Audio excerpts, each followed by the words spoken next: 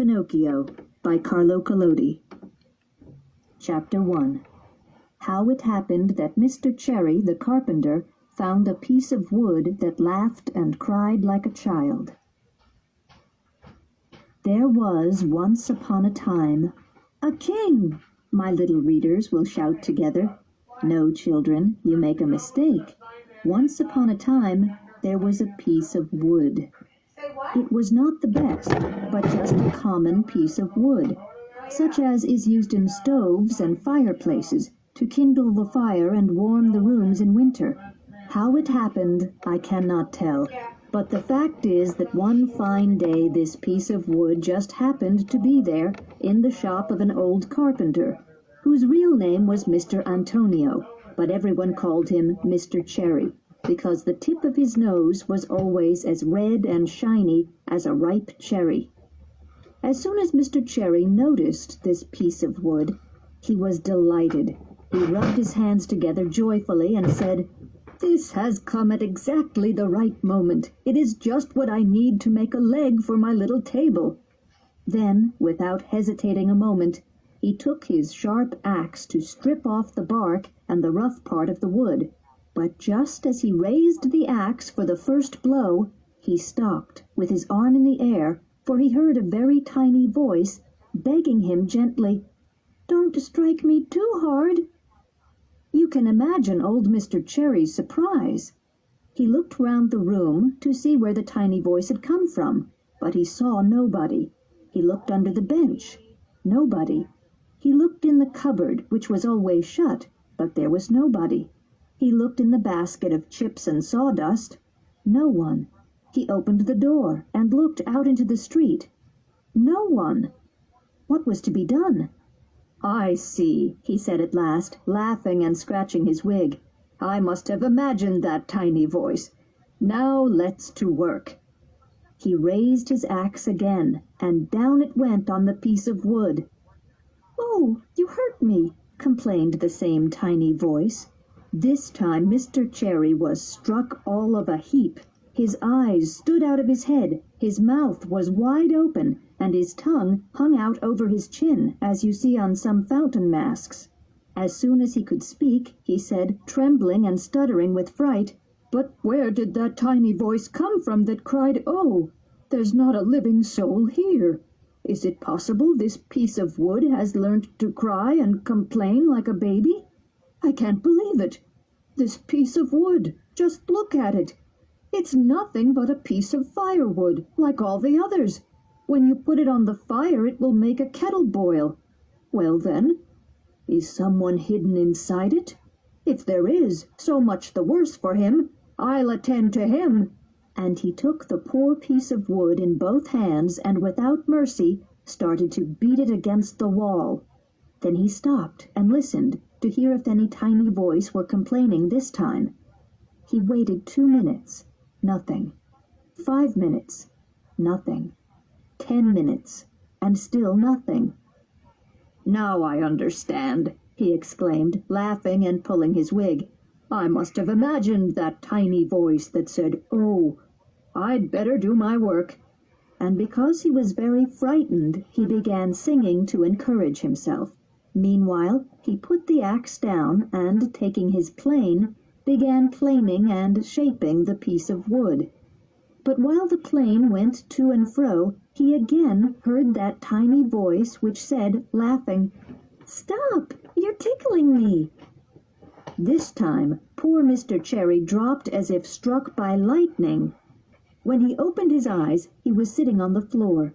He was so changed you could hardly have recognized him. Even the end of his nose, which was always red, had turned blue with fright. Chapter 2. Mr. Cherry gives the piece of wood to his friend Geppetto, who plans a marvelous puppet that can dance and fence and turn somersaults in the air. At that moment somebody knocked on the door. "Come in," said the carpenter, but he was too weak to stand up. A little jolly old man came into the shop. His name was Geppetto, but when the boys in the neighborhood wanted to tease him, They called him by his nickname of Polendina, because of his yellow wig, which looked very like a dish of polenta. Geppetto was very short-tempered. Woe betide anybody who called him Polendina. He simply went wild, and no one could do anything with him. "Good morning, Mr. Antonio," said Geppetto. "What are you doing down there?" "I am teaching the ants how to read." "Much good may it do you." "What brought you here, Mr. Geppetto?"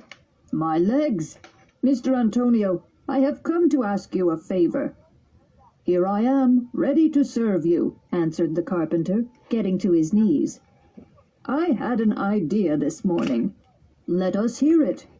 "I thought I would make a fine wooden puppet, a really fine one, that can dance, fence, and turn somersaults in the air.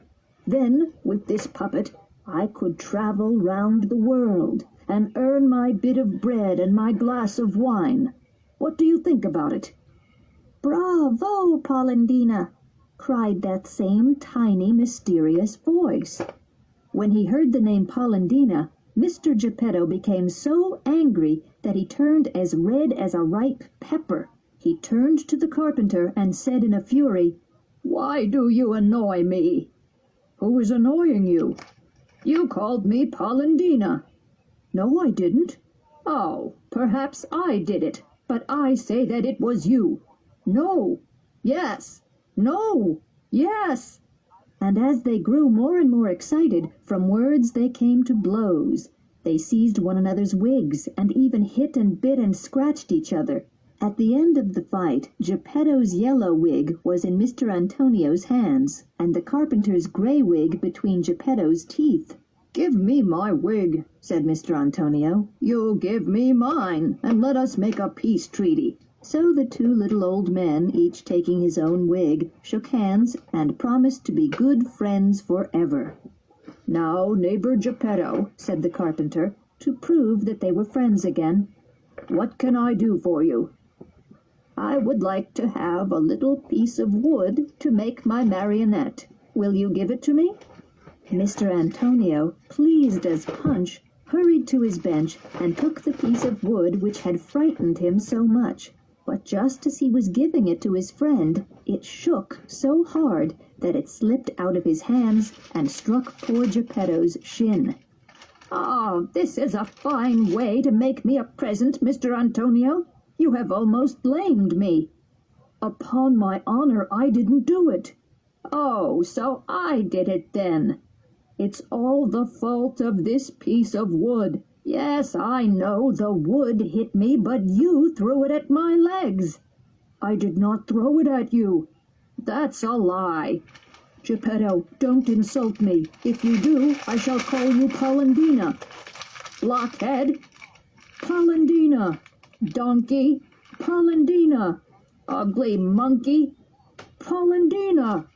When he heard himself called Polendina for the third time, Geppetto, blind with rage, rushed at the carpenter, and the second fight was worse than the first. When it was over, Mr. Antonio had 2 more scratches on his nose, and Geppetto had 2 buttons less on his jacket. Honors thus being even, they shook hands again and vowed to be good friends forever. Then Geppetto took the piece of wood and, thanking Mr. Antonio, went limping home. Chapter 3. Geppetto goes home and makes his puppet. He calls him Pinocchio. The puppet gets into mischief. Geppetto's little room on the ground floor was lit by a window under the stairs. His furniture could not have been simpler. An old chair, a tottering bed, a broken-down table. At the back of the room you could see a fireplace with the fire lit. But the fire was painted, and over the fire was painted a kettle boiling merrily with a cloud of steam that was just like real steam. As soon as he arrived home, Geppetto took his tools and began to make his puppet. "What shall I call him?" he asked himself. "I think I shall call him Pinocchio. That name will bring him good luck. I once knew a whole family of Pinocchios. There was Pinocchio the father, and Pinocchia the mother, and Pinocchi the children, and they all got along splendidly. The richest of them was a beggar. Having thought out a name for his puppet, he started his work with great determination. He made his hair, his forehead, and his eyes in a very short time. As soon as the eyes were finished, imagine his bewilderment when he saw them moving and looking at him. When Geppetto saw those two wooden eyes looking at him, he did not like it at all, and he said angrily, "Naughty wooden eyes, why are you staring at me?" But no one answered. After the eyes, he made the nose, but as soon as it was finished, it began to grow. It grew, and in a few minutes' time it was as long as if there was no end to it. Poor Geppetto worked fast to shorten it, but the more he cut it off, the longer that insolent nose became. After the nose, he made the mouth, but before he had finished it, it began to laugh and poke fun at him. "Stop laughing," said Geppetto, but he might as well have spoken to the wall. "Stop laughing, I say," he shouted menacingly. The mouth stopped laughing and stuck out its tongue. However, as Geppetto did not want to spoil the puppet, he pretended not to see it and continued his work. After the mouth, he made the chin, then the neck, the shoulders, the stomach, the arms, and the hands.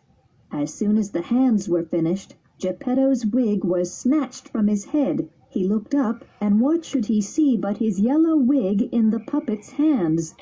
"Pinocchio, give me back my wig at once." But Pinocchio, instead of giving back the wig, put it on his own head, and was almost hidden under it. This cheeky, mocking behavior made Geppetto feel sadder than ever before in his life. He turned to Pinocchio and said, "You scoundrel of a son, you are not even finished, and you already disobey your father. That's bad, my boy, very bad." And he wiped away a tear. There were still the legs and feet to make. When Geppetto had finished the feet, he received a kick on the nose. "It serves me right," he said to himself. "I should have thought of it before. Now it is too late." He took the puppet in his hands and put him down on the floor to see if he could walk. But Pinocchio's legs were stiff, and he did not know how to move them. So Geppetto led him by the hand and showed him how to put one foot before the other. When the stiffness went out of his legs, Pinocchio started to walk alone and run around the room, and finally he slipped through the door into the street and ran away. Poor old Geppetto ran after him as quickly as he could, but he could not catch him, for the little rascal jumped like a rabbit, and his wooden feet clattered on the pavement, making as much noise as 20 pairs of wooden shoes. "Catch him! Catch him!" cried Geppetto. But when the people saw that wooden puppet running as fast as a racehorse, they looked at him in amazement, and then laughed and laughed and laughed until their sides were aching. At last, by some lucky chance, a policeman came, and when he heard the clatter, he thought somebody's horse had run away from its master. So he courageously stood in the middle of the street with his legs apart in order to stop it and prevent any more trouble. From far away, Pinocchio saw the policeman barricading the street, and he decided to run between his legs, but he failed dismally. The policeman, without moving from his place, picked him up by the nose, that ridiculous long nose that seemed made on purpose to be caught by policemen, and returned him to Geppetto, who wanted to pull his ears to punish him for his naughtiness. Imagine what he felt when he could not find any ears. And do you know why?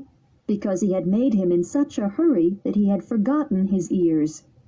So he took him by the nape of the neck, and as they walked away, he said, shaking his head menacingly, "You just come home and I'll settle your account when we get there."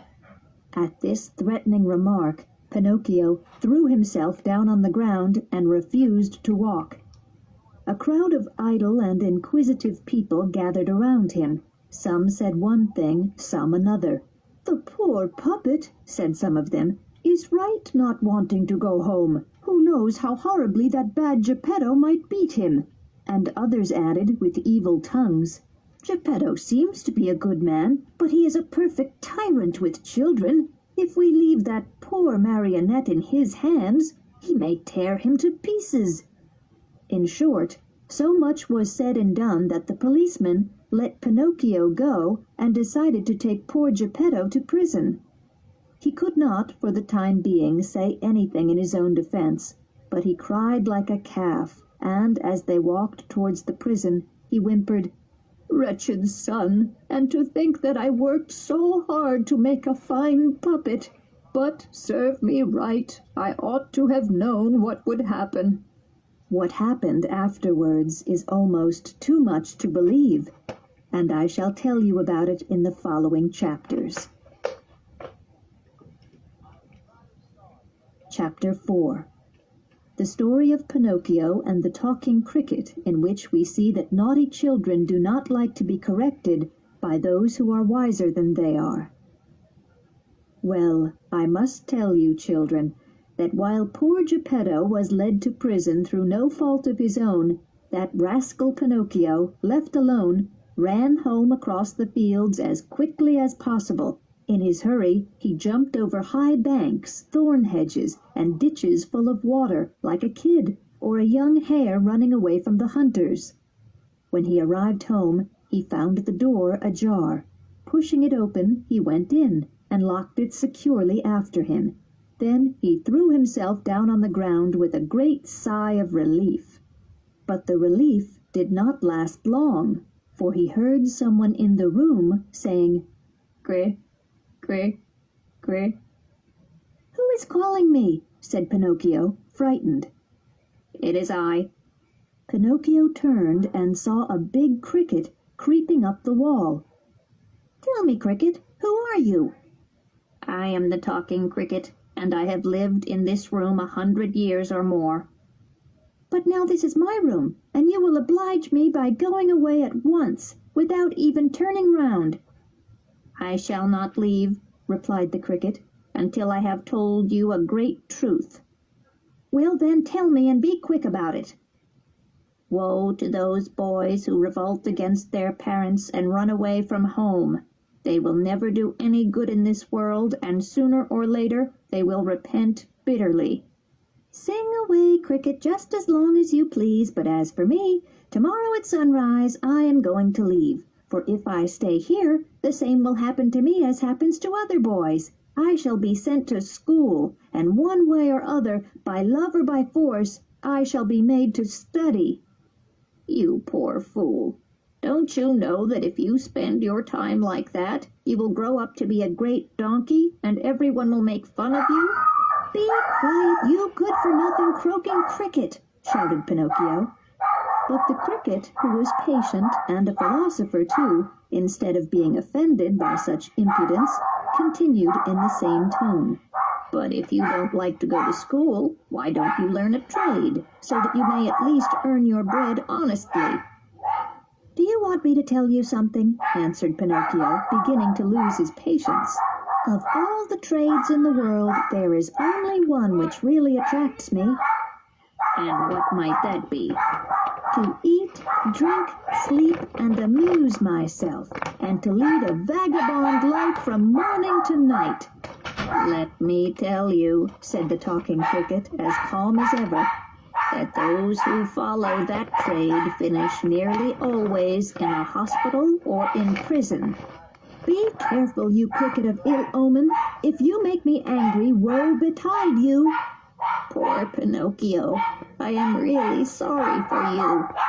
"Why are you sorry for me?" "Because you are a puppet, and, what is worse, you have a wooden head." At these last words, Pinocchio lost his temper, and seizing a mallet from the bench, threw it at the cricket. Perhaps he did not mean to hit him, but unfortunately the mallet struck him right on the head. The poor cricket had scarcely time to cry, "Crick, crick, crick," and there he was, stretched out stiff and flattened against the wall. Chapter 5. Pinocchio is hungry, and he looks for an egg to make himself an omelette, but just as he breaks it in the pan, the omelette flies through the window. It was growing dark, and Pinocchio remembered that he had eaten nothing all day. There was a painful feeling in his stomach that closely resembled appetite. With boys, appetite grows fast. In fact, after a few minutes, his appetite became hunger, and in no time he was as hungry as a wolf. His hunger was unbearable. Poor Pinocchio hurried to the fireplace where a kettle was boiling, and put out his hand to lift the lid and see what was in it. But the kettle was only painted on the wall. Imagine his disappointment. His nose, which was already too long, grew 3 inches longer. He ran about the room, searched in every cupboard and in every place for a little bread, even dry bread. He would have been grateful for a crust, or a bone left by a dog, for a fish bone or a cherry stone, in short, for anything he could chew. But he found nothing, just nothing, absolutely nothing. He kept growing hungrier every moment, yet he could do nothing but yawn. He yawned so tremendously that his mouth reached his ears, and after he yawned, he spattered, and he felt as if he hadn't any stomach left. At last, in despair, he began to cry, saying, "The talking cricket was right. I did wrong to revolt against my father and run away from home. If my father were here now, I shouldn't be dying of yawning. Oh, hunger is a dreadful illness." Suddenly, in a rubbish heap, he noticed something white and round that looked like an egg. In less than no time, he grabbed it. It was really an egg. To describe his joy would be impossible. You can only imagine it. He feared he might be dreaming. He turned the egg from one hand to the other, and patted it and kissed it, and he said, "Now, how shall I cook it? Shall I make an omelette? No, it would be better to poach it. But perhaps it would be more tasty if I fried it in a pan. Or shall I just boil it in the shell? No, the quickest way would be to poach it. I am just dying to eat it." Without further ado, he set a stewing pan over a brazier of red coal. Instead of oil or butter, he put some water in it, and when the water began to boil, tack, he broke the eggshell and held it over the pan that the contents might drop into it. But instead of the yolk and white of an egg, a little chicken flew out, and, making a polite curtsy, said gaily, "A thousand thanks, Master Pinocchio, for having spared me the trouble of breaking the shell. Take care of yourself and give my love to the folks at home. I hope to see you again." With that, the chicken spread its wings and, flying through the open window, was soon lost to sight. The poor puppet stood there as if bewitched, with his eyes fixed, his mouth open, and the broken eggshells in his hands. When he recovered a little from his first bewilderment, he began to cry and scream and stamp on the floor in despair. And as he sobbed, he said, "Indeed, the talking cricket was right. If I hadn't run away from home, and if my father were here, I should not now be dying of hunger. Oh, hunger is a dreadful illness." His stomach was complaining more than ever, and, as he did not know how to quiet it, he decided to go out again into the village, in the hope of meeting some charitable person who would give him some bread.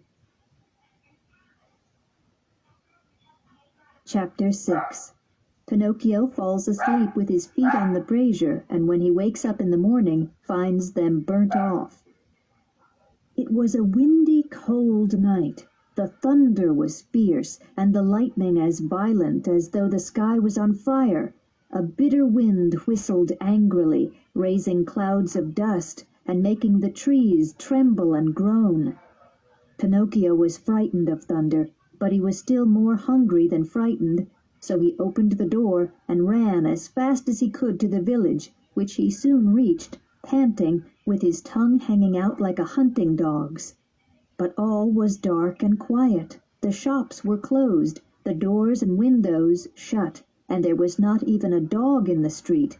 It seemed a village of the dead. However, Pinocchio, driven by hunger and despair, gave a very long peal at the doorbell of one of the houses, saying to himself, "This will bring somebody out." And indeed, a little old man with a nightcap on his head came to the window and shouted angrily, "What do you want at this hour?" "Will you be so kind as to give me some bread?"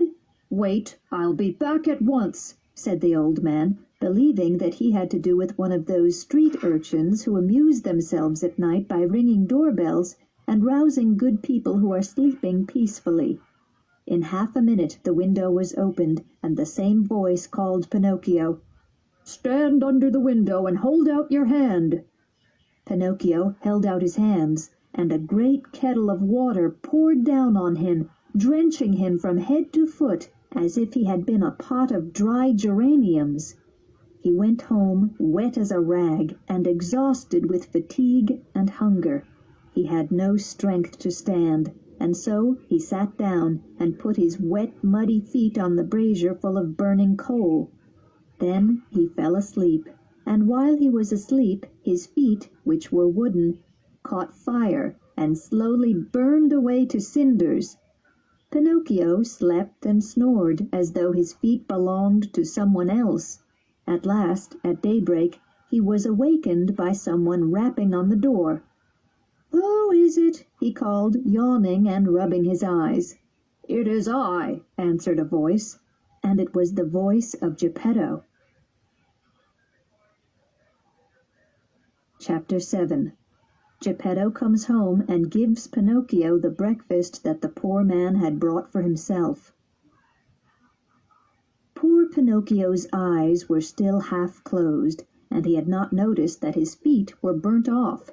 Thus, when he heard his father's voice, he tumbled down from his stool to run and open the door. But after staggering a couple of times, he fell his full length on the floor, making a noise as of a whole bag of wooden ladles falling from the 5th story. "Open the door!" cried Geppetto from the street. "I can't, Daddy," answered the marionette, crying and rolling over and over on the floor. "Why not?" "Because somebody has eaten my feet." "And who has eaten them?" "The cat," said Pinocchio, seeing the cat who was just then playing with some shavings with his forepaws. "Open the door, I tell you!" Geppetto cried again. "If you don't, I'll give you the cat-o'-nine-tails when I get in." "Believe me, I can't stand up. Oh, poor me, poor me! I shall have to walk on my knees for the rest of my life." Geppetto, thinking that all this complaint was just another of Pinocchio's tricks, decided to end it for good. He climbed up the wall and got in at the window. At first he was angry and scolded him, but when he saw his own Pinocchio lying on the floor and really without feet, his anger vanished. He took him in his arms, kissed and caressed him, spoke many affectionate words, and with tears on his cheeks, he said, sobbing, "My dear little Pinocchio, how did you burn your feet?" "I don't know, Daddy, but believe me, it has been a horrid night. I shall never forget it as long as I live. It thundered and lightened, and I was very hungry, and the talking cricket said, 'It serves you right. You have been wicked and you deserve it.' And I said, 'Be careful, cricket.' And he said, 'You are a puppet, and you have a wooden head.' And I threw the hammer at him, and he died. But it was his fault, for I didn't want to kill him. And the proof of that is that I put the pan on the brazier, but the chicken flew away and said, 'Goodbye, I shall see you again. Give my love to the folks.'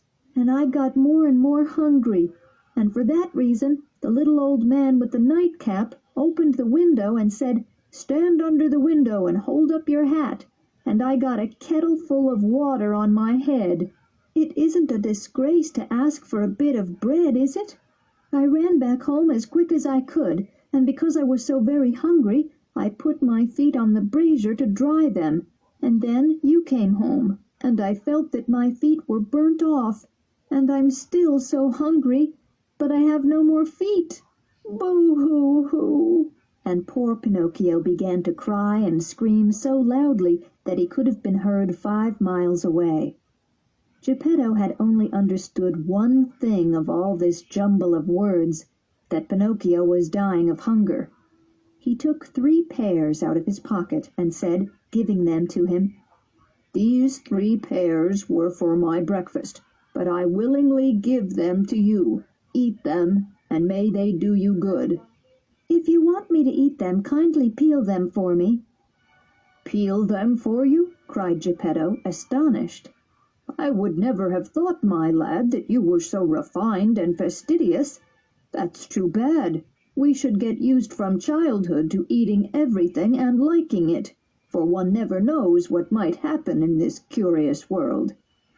"That's all very well," retorted Pinocchio, "but I'll never eat fruit that isn't peeled. I can't stand skins." So that patient, kind Geppetto took a knife and peeled the 3 pears, putting all the peelings on the corner of the table. When Pinocchio had eaten the first pear in 2 mouthfuls, he was about to throw away the core, but Geppetto stopped him. "Don't throw it away. There might be some use for it." "Can you imagine I shall ever eat the core?" cried Pinocchio, turning on him in a rage. "Who knows? This is a curious world," replied Geppetto calmly. So the 3 cores, instead of being thrown out of the window, were placed on the corner of the table together with the parings. When he had eaten, or rather devoured, the 3 pears, Pinocchio yawned and then began to whimper. "I'm still hungry." "But, my son, I have nothing more to give you." "Nothing? Nothing at all?" "Only the peelings and cores you left." "All right," said Pinocchio. "If there's really nothing else, I might eat some peelings." And he began promptly. At first he made faces, but one after another he quickly ate all the peelings, and after them the cores, and when he had eaten everything, he clapped his stomach and said cheerfully, "Now I feel better." "You see," said Geppetto, "I was right when I said you should not be so refined and fastidious about your food. My dear boy, we never know what might happen to us. This is a curious world." Chapter 8. Geppetto makes Pinocchio new feet and sells his own coat to buy him a primer. As soon as the marionette had satisfied his hunger, he began to cry and grumble because he wanted new feet. But Geppetto, in order to punish him for all his naughtiness, let him cry and complain for half a day. Then he said, "Why should I make you new feet? So that you may escape from home again?"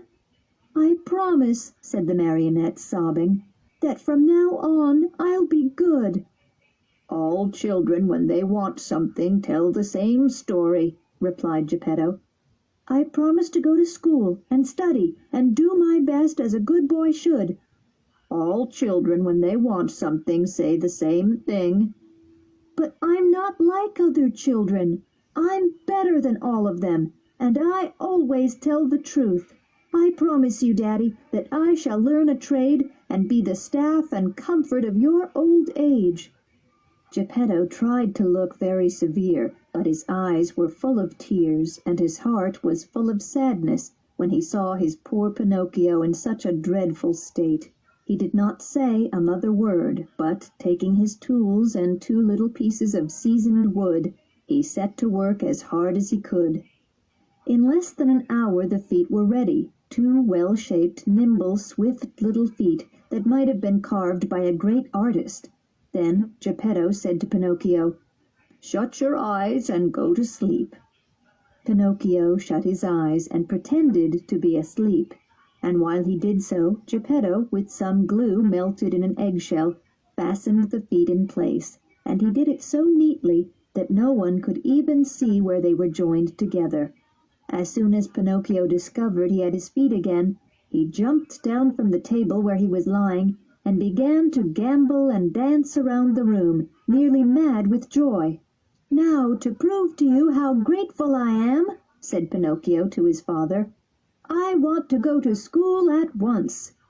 "What a good boy!" "But if I'm going to school, I must have some clothes."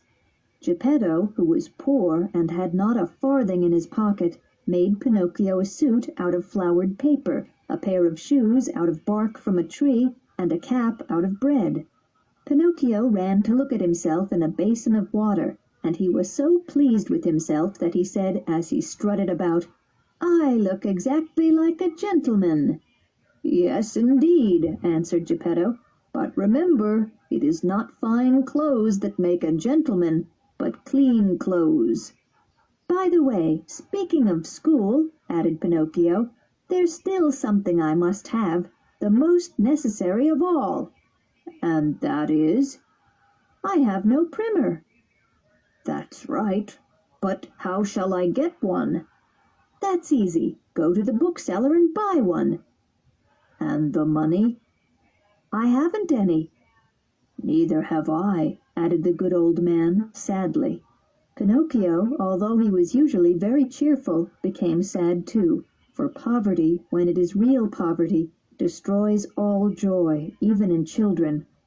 "Wait!" Geppetto cried suddenly, and jumping up, he put on his old coat, full of holes and patches, and ran out of the shop. In a little while he was back again, with a primer in his hand for Pinocchio.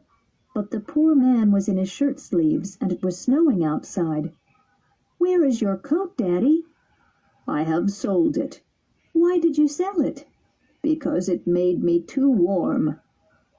Pinocchio understood this answer instantly, and he was so overcome by the feelings of his good heart that he threw his arms around Geppetto's neck and kissed him again and again. Chapter 9. Pinocchio sells his primer that he may go and see the marionettes. When it stopped snowing, Pinocchio started for school with his fine new primer under his arm. On the way, he never stopped imagining all sorts of fine plans, and he built 1,000 castles in the air, each one more beautiful than the other. He began by saying to himself, "At school today I shall learn to read in no time. Tomorrow I shall learn to write, and the day after tomorrow I shall learn all the figures. Then I shall be clever enough to earn lots of money, and with the very first money I get I shall buy my father the nicest new cloth coat." "But why cloth? It shall be made of gold and silver with diamond buttons." "That poor man really deserves it, for that I should be a learned man. He sold his coat to buy me a book. In this cold weather, too. Only fathers can make such sacrifices." While he was saying this more and more excitedly, he thought he heard music in the distance that sounded like fife and drum. Fee, fee, fee, zum, zum, zum. He stopped and listened. The sounds came from the end of the street that crossed the one which led to school, at the end of the little village near the sea. "What can that music be? What a pity I have to go to school. Otherwise—" He hesitated, deciding whether to go to school or listen to the fifes. "Today I shall listen to the fifes, and tomorrow I shall go to school," this naughty boy said finally, shrugging his shoulders. No sooner said than done. He ran, and the farther he ran the more distinctly he heard the tune of the fifes and the beating of the big drum. Fee, fee, fee, fee, fee, fee, zum, zum, zum. At last he came to a little square full of people who were gathered around a great building of boards and cloth, painted in all colors of the rainbow. "What is that big building?" Pinocchio asked a boy who seemed to live there. "Read the poster. It is all written there, and then you'll know." "I'd gladly read it, but I don't know how to read today." "Bravo, nincompoop! I'll read it for you. Know, then, that on that big poster, in fiery red letters, is written, 'Great Puppet Show.'" "Is it long since the play began?" "It is just beginning now." "How much does it cost to go in?" "2d." Pinocchio was in such a fever of curiosity that he lost his self-control, and without any shame he said to the little boy, "Will you lend me 2d until tomorrow?" "I'd simply love to," said the boy, laughing at him, "but I can't today." "I shall sell you my jacket for 2d," said the puppet. "What could I do with a jacket of flowered paper? If it should rain, I got wet. I couldn't take it off." "Will you buy my shoes?" They're only good for lighting a fire." "What will you give me for my cap?" "That would be a fine bargain, a cap made of bread. The mice might eat it right off my head." Pinocchio was sitting on horns. He was almost ready to make one more offer, but he had not the courage. He hesitated, but at last he said, "Will you buy this new primer for 2 pence?" "I am only a boy, and I do not buy anything from other boys," said the other, having more sense than the puppet.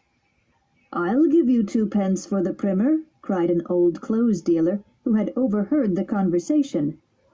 The book was sold at once, and to think that poor Geppetto stayed at home, shivering in his shirt sleeves, because he had to sell his coat to buy that primer for his son. Chapter 10. The puppets recognize Pinocchio as one of them and are pleased to see him, but Fire Eater the showman appears in the midst of their joy, and Pinocchio almost comes to a bad end. When Pinocchio entered the puppet show, he nearly caused a revolution. You must know that the curtain was up, and they had just started the play. Harlequin and Punchinello were on the stage, quarreling as usual, threatening every moment to come to blows. The audience paid the closest attention, and were laughing until they were sore to see those two puppets quarreling and gesticulating and calling each other names, just as if they were truly two reasoning beings, two real persons. But all at once Harlequin stopped, and, turning to the public, pointed to the pit of the theatre and shouted dramatically, "Heavens above! Am I awake, or am I dreaming? That must be Pinocchio there." "Yes, it's indeed Pinocchio," cried Punchinello. "It is indeed," exclaimed Miss Rosie, peeping from the back of the stage.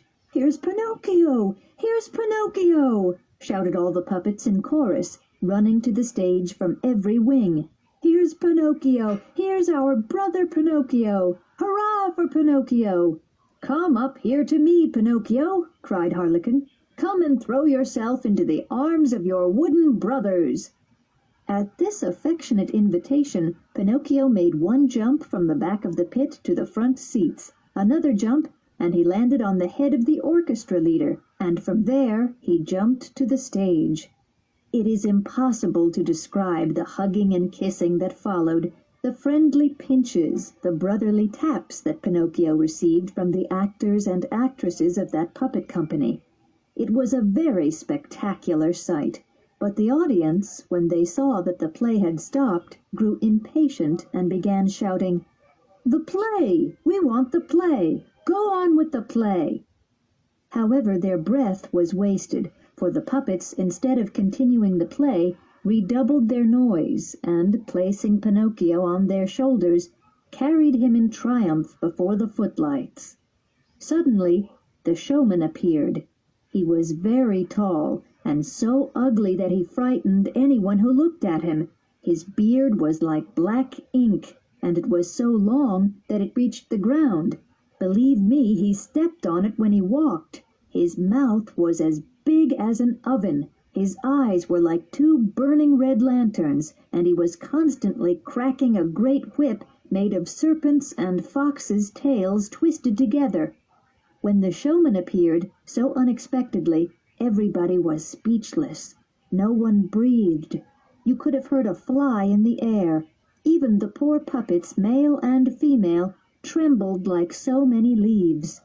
"Why have you come here to disturb my theatre?" he asked Pinocchio, in a voice like that of a spook with a bad cold in his head. "Believe me, your honor, it was not my fault." "Not another word! We shall settle our accounts tonight." As soon as the show was over, the showman went into the kitchen, where the whole sheep, which he was preparing for his supper, was roasting on the slowly turning spit. When he saw that there was not enough wood to finish roasting it, he called Harlequin and Punchinello and said, "Bring me in Pinocchio. You will find him hanging on a nail. He is made of nice dry wood. and I am sure he will make a good fire for my roast." At first Harlequin and Punchinello hesitated, but when the showman glanced at them menacingly, they obeyed. In a few moments they returned to the kitchen, carrying poor Pinocchio, who was wriggling like an eel out of water, and shouting desperately, "Oh, Daddy, save me! I don't want to die! I don't want to die!" Chapter 11. Fire Eater sneezes and pardons Pinocchio, who later saves the life of his friend Harlequin. Fire Eater, for that was the showman's name, looked a horrid man, there can be no doubt about it, particularly with his black beard hanging down like an apron, covering his chest and legs. Yet at heart he was really not so bad. When he saw poor Pinocchio struggling and crying, "I do not want to die! I do not want to die!" he felt sorry for him, and although he tried not to, at last he could not help it, and sneezed violently.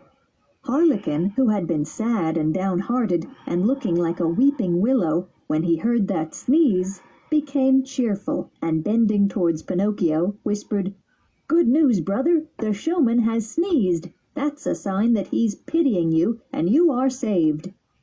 For you must know that whilst other men weep, or at least pretend to wipe their eyes when they pity somebody, whenever Fire Eater really pitied anyone, he had the habit of sneezing. After the showman had sneezed, he continued speaking gruffly, and shouted at Pinocchio, "Can't you stop crying? It gives me a nasty feeling in my stomach. I feel such pain that... Achoo! Achoo!" And this time he sneezed twice. "God bless you," said Pinocchio. "Thank you. And your father and mother, are they alive?" asked Fire Eater. "My father is, but I never knew my mother." "Who knows how sorry your father would be if I threw you on the fire? Poor old man. I pity him. Achoo! Achoo! Achoo!" And he sneezed 3 times. "Bless you!" cried Pinocchio. "Thank you. But on the other hand, you must be sorry for me too, because as you see, I haven't enough wood to finish roasting my mutton, and believe me, you certainly would have been very useful. But now I have spared you, and I must not complain. Instead of you, I shall burn some puppet of my company under the spit. Come on, gendarmes!" 2 wooden gendarmes appeared immediately at this command. They were very tall and very thin. They wore helmets and carried drawn swords in their hands. The showman ordered them hoarsely, "Take that Harlequin, bind him strongly, and throw him on the fire. My mutton must be well roasted." Imagine poor Harlequin. He was so frightened that his legs bent under him, and he fell on his face. At this heartbreaking sight, Pinocchio knelt down at the showman's feet, and, weeping, he soused with tears the whole length of his long beard. Then he pleaded, "Have mercy, Sir Fire Eater." "There are no sirs here," replied the showman sternly. "Have mercy, Cavalier." "There are no cavaliers here." "Have mercy, Commander." "There are no commanders here." "Have mercy, Your Excellency." When he heard himself called Your Excellency, the showman smiled with his lips and, suddenly growing kind and calmer, asked Pinocchio, "Well, what can I do for you?" "I implore you to pardon poor Harlequin." "It cannot be done. As I pardoned you, I must put him on the fire, for my mutton must be well roasted." "In that case," cried Pinocchio, rising and throwing away his cap of bread, "in that case, I know my duty. Forward, gendarmes! Bind me and throw me in the fire. It is not just that poor Harlequin, my truest friend, should die for me." These words, shouted in a loud, heroic voice, caused all the marionettes present to weep. Even the gendarmes, although made of wood, cried like newborn babies. At first, Fire Eater remained as hard and cold as ice. Slowly he began to melt, and to sneeze. When he had sneezed 4 or 5 times, he opened his arms affectionately to Pinocchio, saying, "You are a good, brave boy. Come here and give me a kiss." Pinocchio ran quickly, and climbing up the showman's beard like a squirrel, gave him a loud kiss on the tip of his nose. "And is my life spared?" asked poor Harlequin, in a trembling voice that could hardly be heard. "Your life is spared," replied Fire Eater. Then he added, shaking his head, "Very well, then. This evening I must eat my mutton half done. But another time, woe to him who—" When they knew that their brothers were pardoned, all the puppets ran back to the stage, lit all the lights as for a festive performance, and began to jump and dance. They were still dancing at dawn. Chapter 12. Fire Eater gives Pinocchio 5 pieces of gold to take to his father Geppetto, but Pinocchio is deceived by the fox and the cat and goes away with them.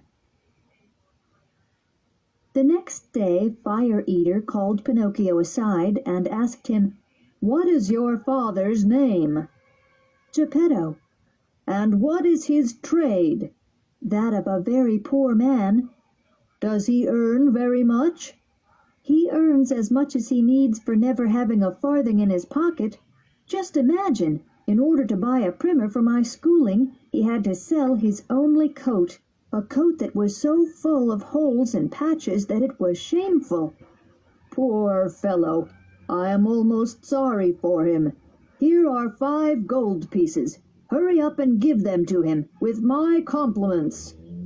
As you can well imagine, Pinocchio thanked the showman 1,000 times. One after another he embraced all the puppets of the company, even the gendarmes. Then, almost beside himself with joy, he set out for home. But before he had gone far, he met a fox who was lame in one foot, and a cat who was blind in both eyes, getting along as best they could, like good companions in misfortune. The fox, who was lame, was leaning on the cat, and the cat, who was blind, was guided by the fox. "Good morning, Pinocchio," said the fox, approaching politely. "How do you know my name?" asked the puppet. "I know your father well." "Where did you see him?" "I saw him yesterday at the gate of his house." "And what was he doing?" "He was in his shirt sleeves and trembling with cold." "Poor Daddy. But never mind, from now on he will shiver no more." "Why not?" "Because I am now a rich man." "You, a rich man?" said the fox, and began to laugh rudely and scornfully. The cat laughed too, but to hide it, she stroked her whiskers with her forepaws. "There's nothing to laugh at," cried Pinocchio angrily. "I'm really sorry if what I say whets your appetite, but as you can see there, if you understand such things, are 5 gold pieces." And he showed the money that Fire Eater had given him. At the fascinating ringing of gold, the fox made an involuntary movement with the paw that seemed lame, and the cat opened wide her 2 blind eyes, but shut them again so quickly that Pinocchio could not notice. "And now," asked the fox, "what are you going to do with the money?" "First of all," answered the marionette, "I shall buy a beautiful new coat for my father, a coat made of gold and silver, and with diamond buttons.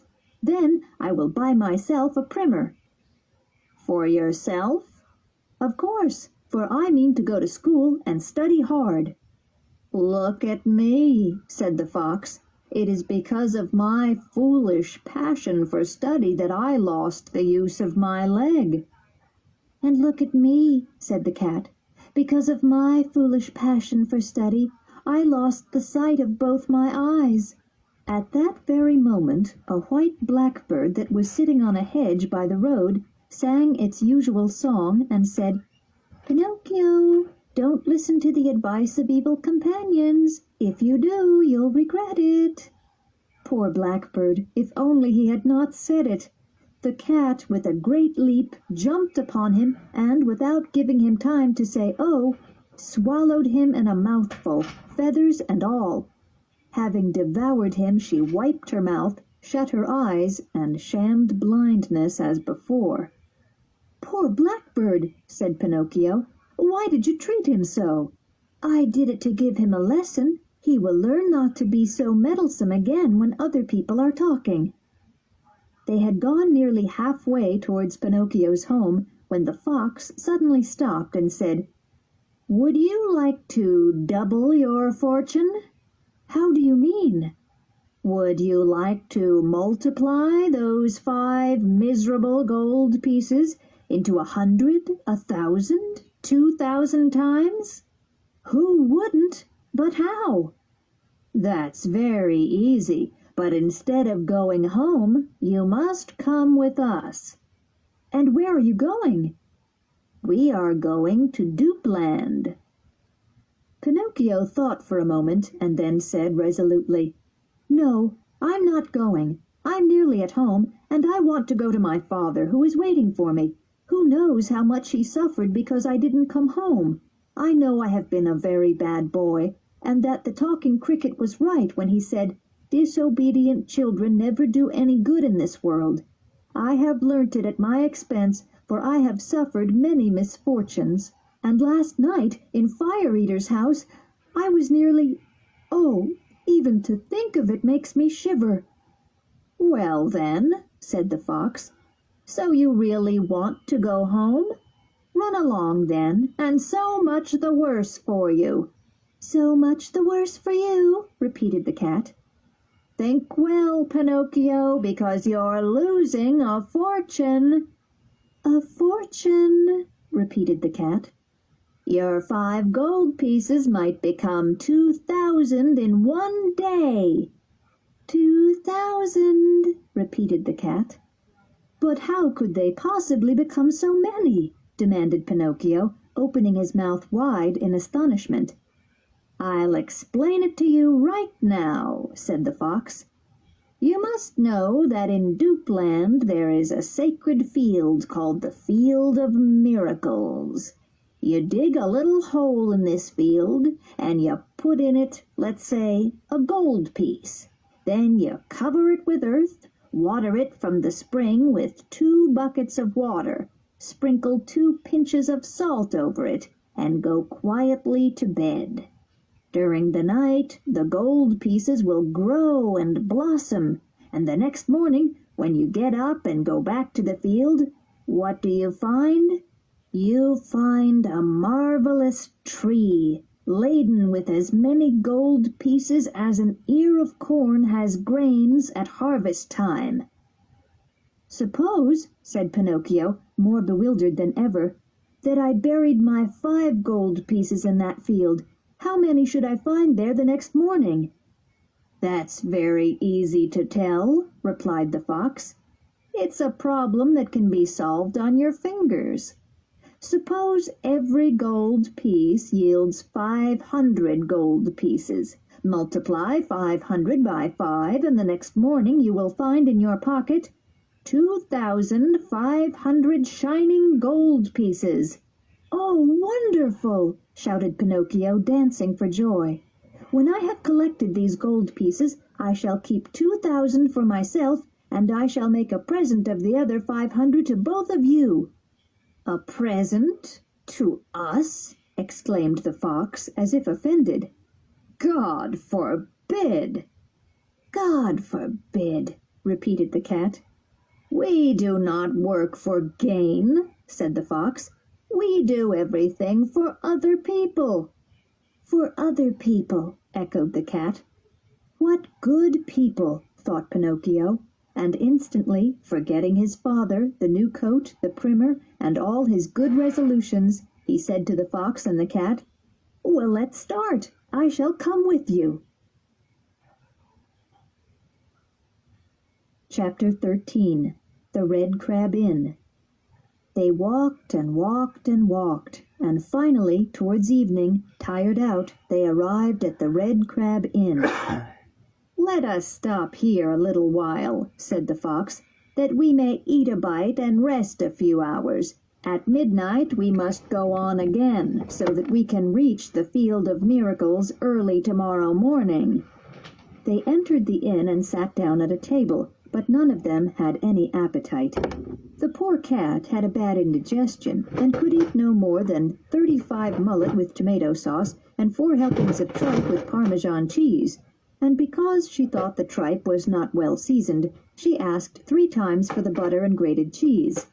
The fox, too, would gladly have nibbled at something, but since the doctor had put him on a strict diet, he had to be content with the hare and sweet savory sauce, garnished with fat spring chickens and young pullets. After the hare, he ordered a special dish composed of partridges, rabbits, frogs, lizards, and other tidbits, but he could not touch anything more. He said he was so disgusted at the sight of food that he could not eat another mouthful. The one who ate least of all was Pinocchio. He asked for some nuts and some bread, but he left them all on his plate. The poor child's thoughts were fixed on the Field of Miracles, and he was suffering a mental indigestion of gold pieces. When they had supped, the fox said to their host, "Give us 2 nice rooms, one for Mr. Pinocchio, and the other for me and my friend. We shall take a little nap before we leave. Don't forget that at midnight we must continue our journey." "Yes, sir," replied the host, winking at the fox and the cat, as if to say, "I understand what you are up to. We know each other." As soon as he was in bed, Pinocchio fell asleep and began to dream. He dreamed that he was in the middle of a field, and the field was full of small trees, the branches of which were laden with gold pieces, swinging gently in the breeze, and chattering as if to say, "Whoever wants us, come and take us." But just at the most interesting moment, that is, when Pinocchio stretched out his hand to pick a handful and put them in his pocket, he was suddenly awakened by 3 violent knocks on the door. It was the innkeeper, who came to tell him that it was midnight. "Are my companions ready?" asked Pinocchio. "Ready. They left 2 hours ago." "Why were they in such a hurry?" "Because the cat received a message that her eldest son was very sick with chilblains and not expected to live." "Did they pay for our supper?" "What an idea! They were far too well-mannered to offer such an insult to a gentleman like you." "That's too bad. Such an insult would have been a great pleasure," said Pinocchio, scratching his head. Then he inquired, "And where did those good friends of mine say they would wait for me?" "In the Field of Miracles, tomorrow morning at sunrise." Pinocchio paid for his supper and that of his friends with a gold piece and left. It was so dark that he had to grope his way, and it was impossible to see as far as his hand before his face. In the country round him not a leaf stirred. Only a few night birds, flying across the road from one hedge to the other, brushed Pinocchio's nose with their wings, frightening him so that he jumped back, crying, "Who goes there?" An echo answered from the distant hills, "Who goes there? Who goes there? Who goes there?" As he walked on, he saw a little creature on the trunk of a tree, which shone with a pale faint light, like a night lamp with a china shade. "Who are you?" asked Pinocchio. "I am the ghost of the talking cricket," was the reply, in a low, low voice, so faint that it seemed to come from another world. "What do you want from me?" said the marionette. "I want to give you some advice. Go back home and carry the 4 gold pieces you have left to your poor father, who is weeping and longing for you. Tomorrow my father will be a rich gentleman, for these 4 gold pieces will have become 2,000. My boy, never trust people who promise to make you rich in a day. They are generally crazy swindlers. Listen to me and go back home." "No, on the contrary, I am going forward." "It is very late." "I am going forward. The night is dark. I am going forward. It's a dangerous road. I am going forward. Remember that children who do as they please and want to have their own way are sorry for it sooner or later. That's an old story. Good night, Cricket. Good night, Pinocchio. May heaven preserve you from dangers and assassins. With these words, the talking cricket disappeared as suddenly as when you blow out a candle, and the path was darker than before. Chapter 14. Pinocchio does not listen to the good advice of the talking cricket and meets the assassins. Really, said Pinocchio to himself as he continued his journey, how unfortunate we poor boys are.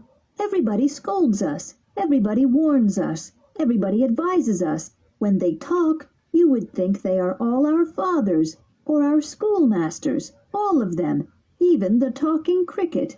Just imagine, because I would not listen to that tiresome talking cricket, who knows, according to him, how many misfortunes will befall me. I shall even meet some assassins. Fortunately, I don't believe, and never have believed, in assassins. I am sure that assassins have been invented by fathers to frighten us, so that we should not dare to go out at night. But supposing I should meet them on the road, would I be afraid of them? Certainly not. I should walk straight up to them and say, Mr. Assassins, what do you want from me? Just remember that there's no joking with me. You had better be quiet and go about your business. If those wretched assassins heard me talking like that, I can just see them running away like the wind. But if by chance they didn't run away, I would, and that would be the end of it. Pinocchio would have continued his musings, but at that moment he thought he heard a rustling of leaves behind him. Turning quickly, he saw two frightful black figures wrapped in charcoal sacks leaping towards him on tiptoe, like two spectres. There they are, for sure, he said to himself, and not knowing where to hide his gold pieces, he put them in his mouth, under his tongue. Then he tried to run away, but before he could take the first step, he felt himself seized by the arms and heard two horrible cavernous voices cry, "Your money or your life!" Pinocchio, not being able to speak, since the money was in his mouth, made 1,000 bows and gestures to show those masked fellows, whose eyes were visible only through holes in the sacks, that he was a poor puppet and hadn't even a counterfeit farthing in his pocket. "Come, come, less nonsense and hand over your money," the two brigands cried menacingly. But the puppet made signs with his hands as if to say, "I haven't any." "Hand over your money or you are dead," said the taller of the assassins. "Dead," repeated the other. "And after we have killed you, we shall kill your father too." "Your father too," repeated the other. "No, no, no, not my poor father," cried Pinocchio in despair, but as he spoke, the gold pieces clinked in his mouth. "Aha, you rascal! So you hid your money under your tongue. Spit it out at once." Pinocchio did not obey. "Oh, so you cannot hear what we say? Wait a moment, we'll make you spit it out." And one of them seized the puppet by the end of his nose and the other by his chin, and they pulled without mercy, one up, the other down, to make him open his mouth. But it was no use. Pinocchio's mouth was as tightly closed as if it had been nailed and riveted. Then the smaller assassin drew a horrid knife and tried to force it between his lips like a chisel, but Pinocchio, quick as lightning, bit off his hand and spat it out. Imagine his astonishment when he saw that it was a cat's paw he had spat to the ground.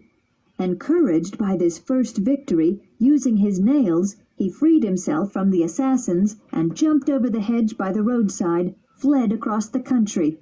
The assassins ran after him like dogs after a hare. The smaller one, who had lost a paw, ran on one leg, though goodness knows how he did it.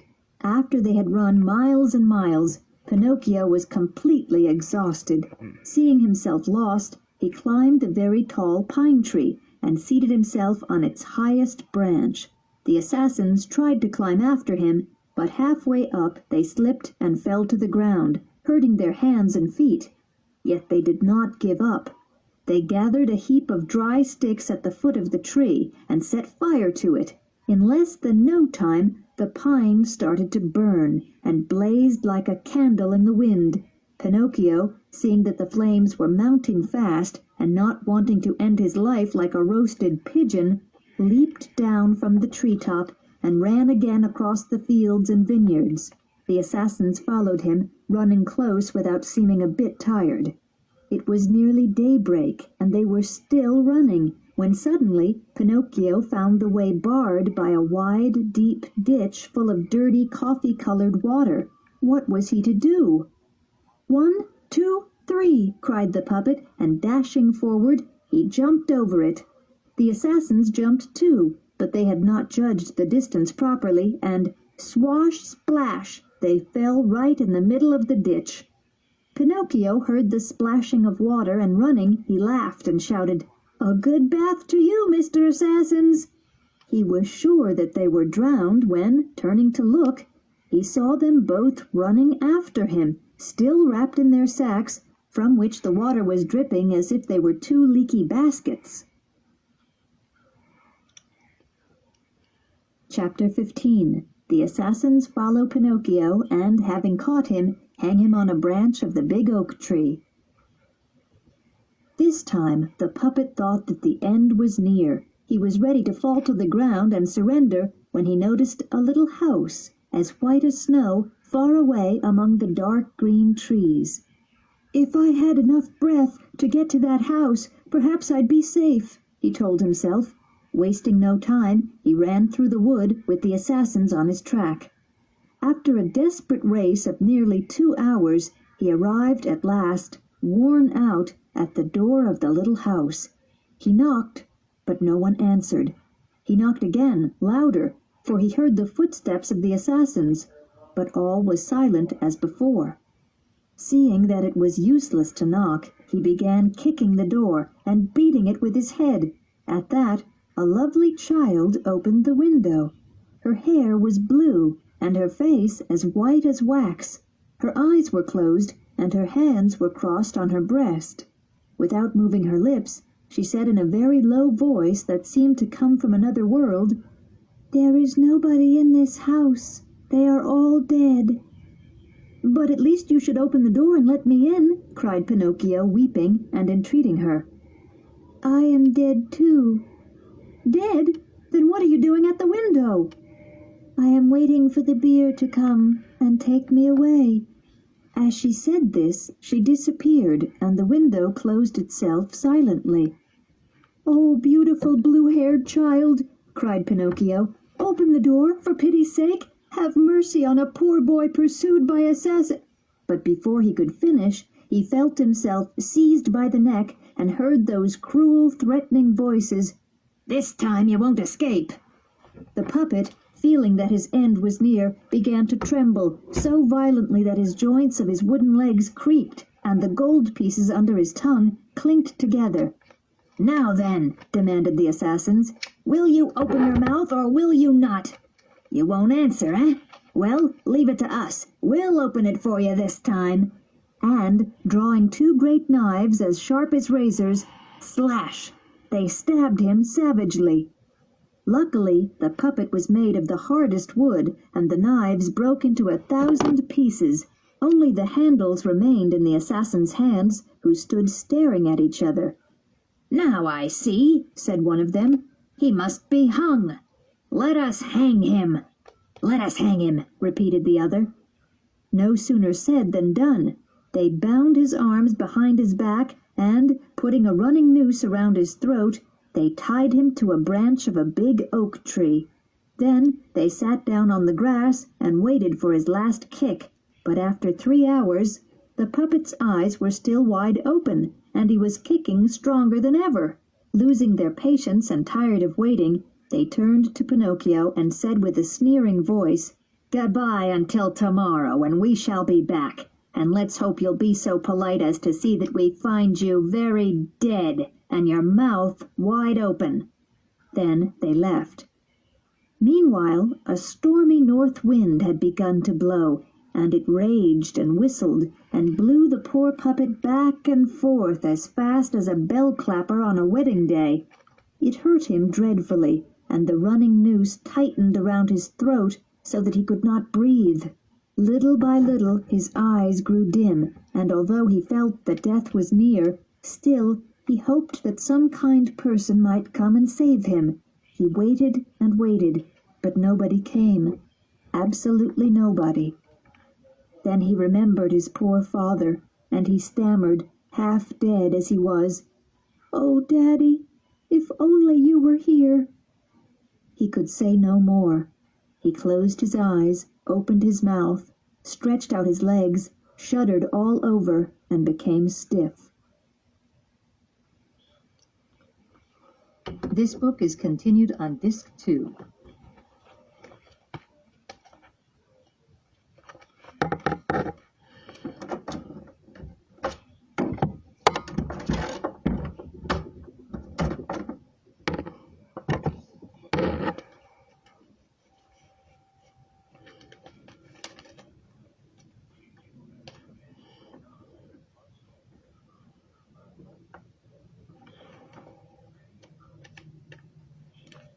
Pinocchio by Collodi.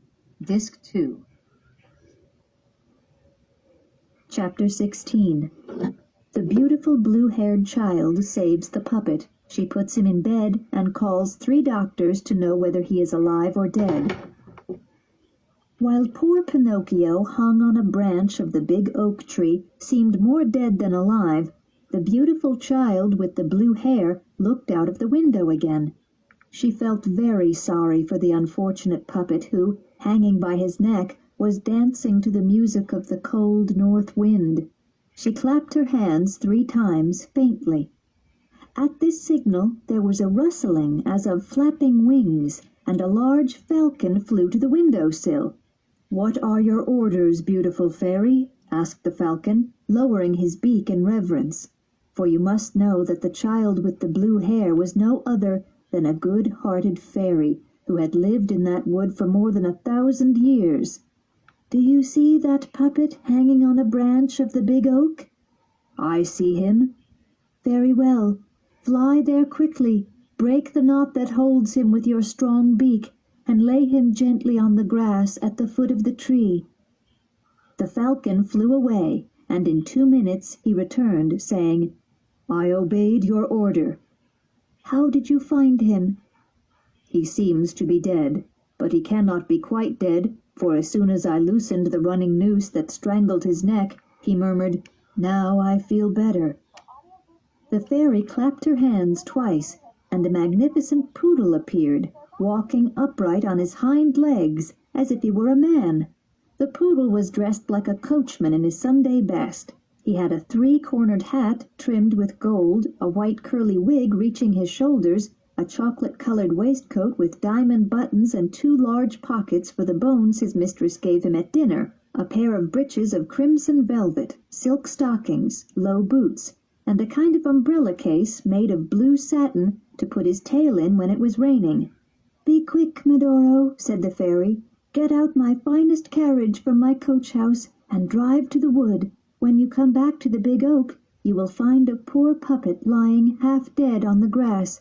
Take him up gently, put him on the cushions, and bring him to me. Do you understand?" The poodle, to show that he understood, wagged the blue satin case he carried behind 3 or 4 times, and off he ran. In a few minutes a beautiful carriage was driven out of the coach-house. It was the color of fresh air, and the cushions were padded with canary feathers and lined with whipped cream and custard, with sweet biscuits.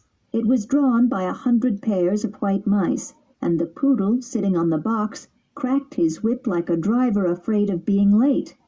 In less than a quarter of an hour the carriage was back again. The fairy, who was waiting at the door, took the poor puppet in her arms, carried him to a little room, whose walls were mother of pearl, and sent at once for the most famous doctors in the neighborhood. The doctors came in a hurry, one after another. They were a crow, an owl, and a talking cricket.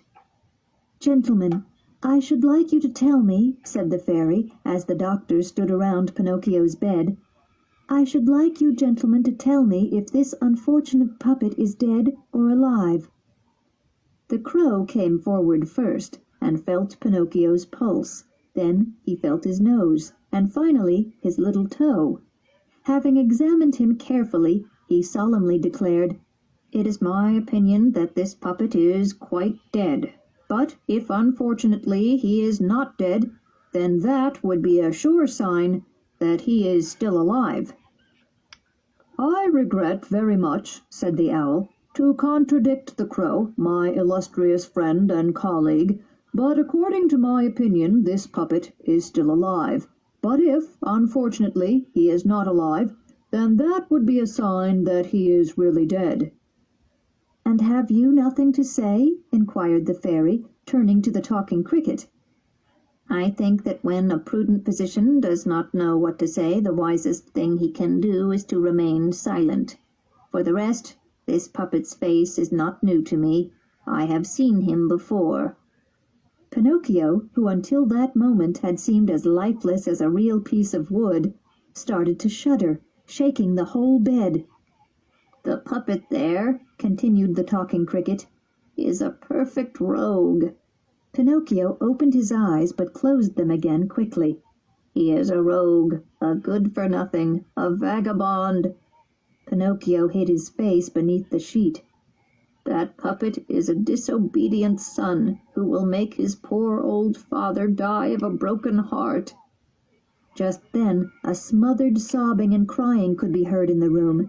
Imagine everybody's surprise when, lifting up the sheet a little, they saw that Pinocchio was crying. "When a dead boy weeps, it's a sign that he is on the way to recovery," said the crow solemnly. "I am sorry to contradict my illustrious friend and colleague," said the owl, "but according to my opinion, the sign indicates that he does not want to die." Chapter 17. Pinocchio eats the sugar but won't take the medicine. However, when he sees the gravediggers coming to carry him away, he takes it. Then he tells a lie, and his nose grows longer as punishment. As soon as the three doctors had left the room, the fairy came to Pinocchio. She touched his forehead with her hand and felt that he had a dangerous fever. Thereupon she dissolved some white powder in half a glass of water and, holding it to his lips, said lovingly, "Drink this, and in a few days you will be better."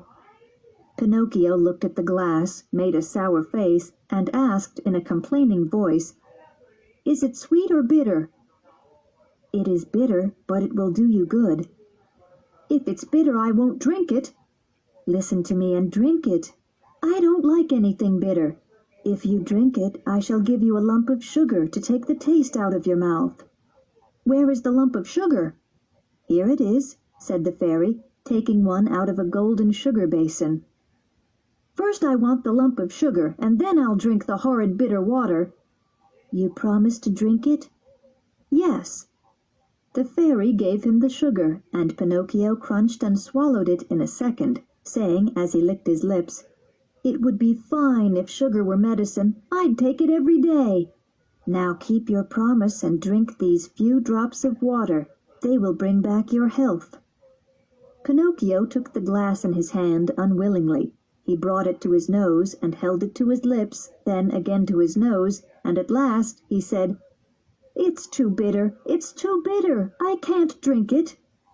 "How can you tell when you haven't even tasted it?" "Oh, I know it is. I know it from the smell. Give me another lump of sugar and then I'll drink it." So the fairy, with all the patience of a good mother, put another lump of sugar in his mouth, and then she offered him the glass again. "I can't drink it like that," said the puppet, making hundreds of grimaces. "Why can't you?" "Because that pillow on my feet annoys me." The fairy removed the pillow. "It's no use. I can't drink it like that either." "What is the matter now?" "The door bothers me. It's half open." The fairy went and shut the door. "The fact is," cried Pinocchio, bursting into tears, "I won't drink that bitter water. No, no, no." "My child, you will be sorry." "I don't care." You are very ill. I don't care. This fever will send you to the other world in a few hours. I don't care. And you're not afraid to die? Not a bit. I'd rather die than drink that horrid medicine. At that moment the door of the room opened, and 4 rabbits as black as ink came in, carrying a little black coffin on their shoulders. "What do you want of me?" shouted Pinocchio, sitting up in his bed in terror. "We have come to take you away," said the biggest rabbit. "To take me away? But I'm not dead yet." "No, not quite yet, but you have only a few minutes to live because you refused the medicine that would have made you well." "Oh, fairy, kind fairy," cried the puppet, "give me the glass at once. Hurry, for heaven's sake, for I don't want to die. No, I will not die." He took the glass in both hands and emptied it at a draught. "Ah, well," said the rabbits, "this time we have made a journey for nothing." And taking the little coffin on their shoulders, they left the room, murmuring and grumbling between their teeth. A few minutes later Pinocchio jumped out of bed quite well, for you must know that wooden marionettes have the privilege of being ill very seldom and of getting well very quickly.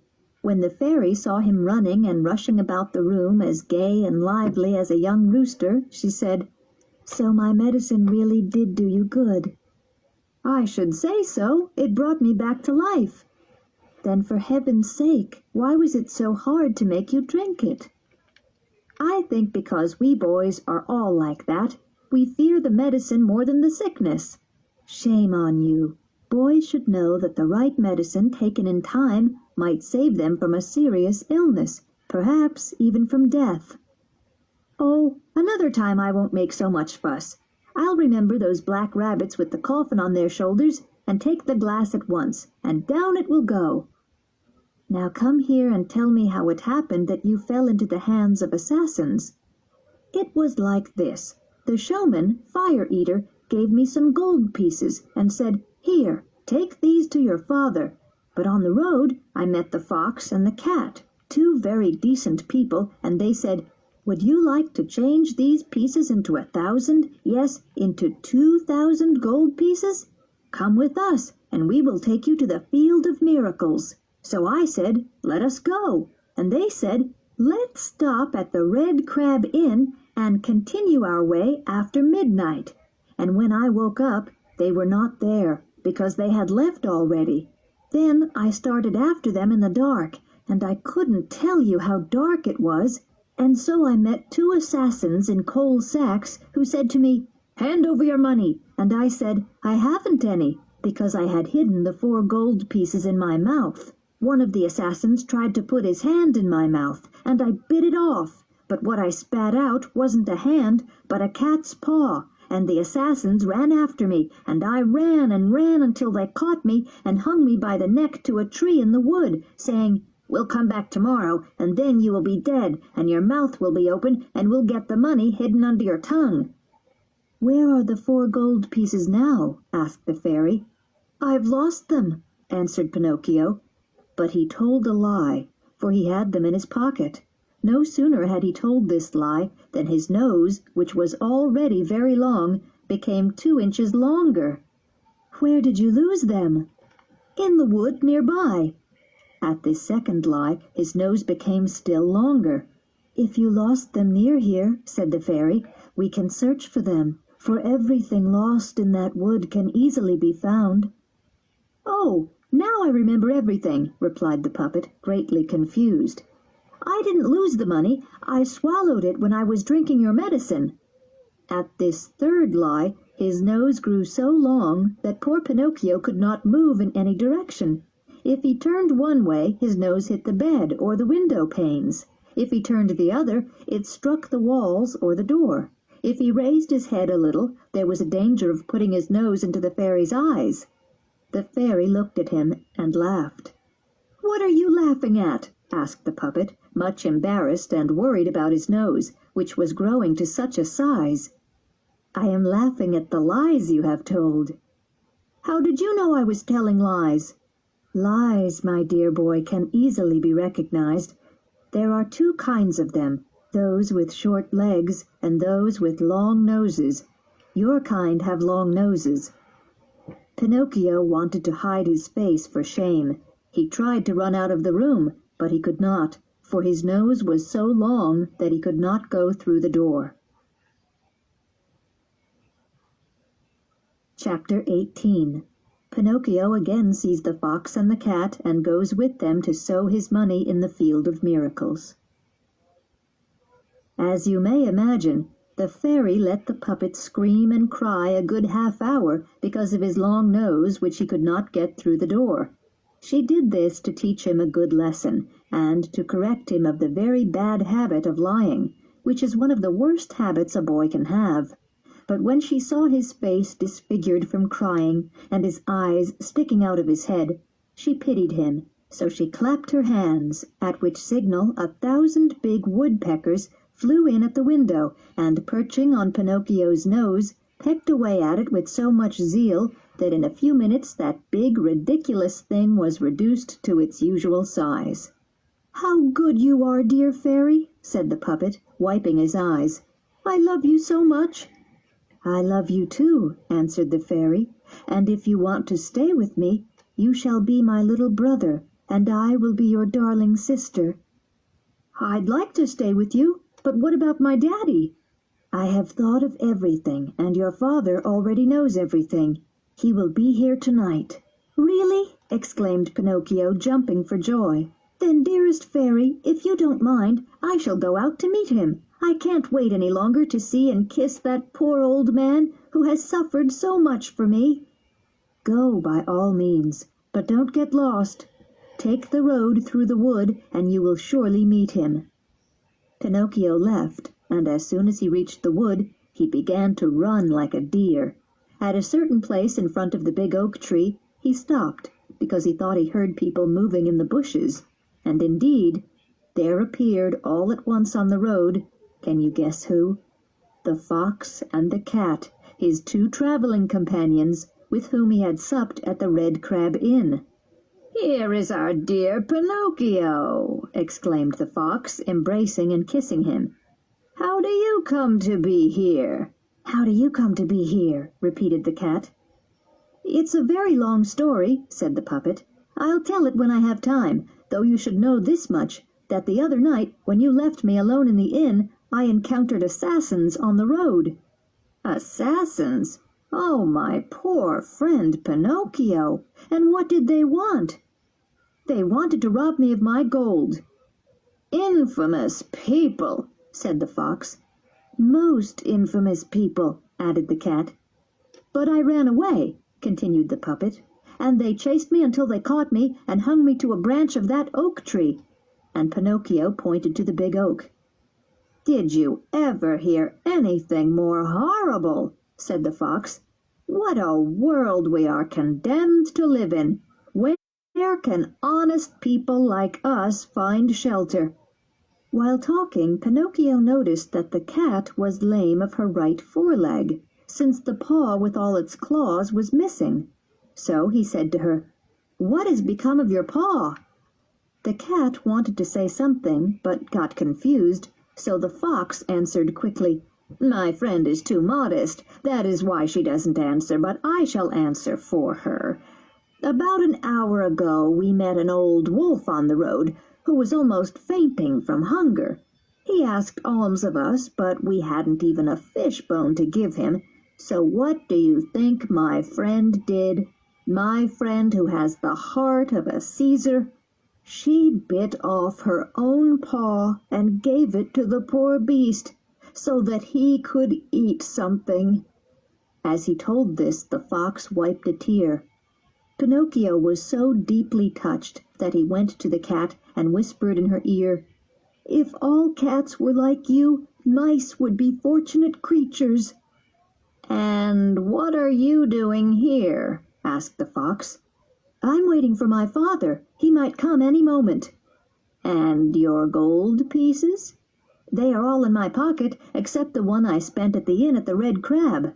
"And to think that by tomorrow, instead of 4 gold pieces, they might be 1,000 or 2,000. Why not follow my advice and bury them in the field of miracles? Impossible today. I'll go another time. Another time will be too late, said the fox. Why?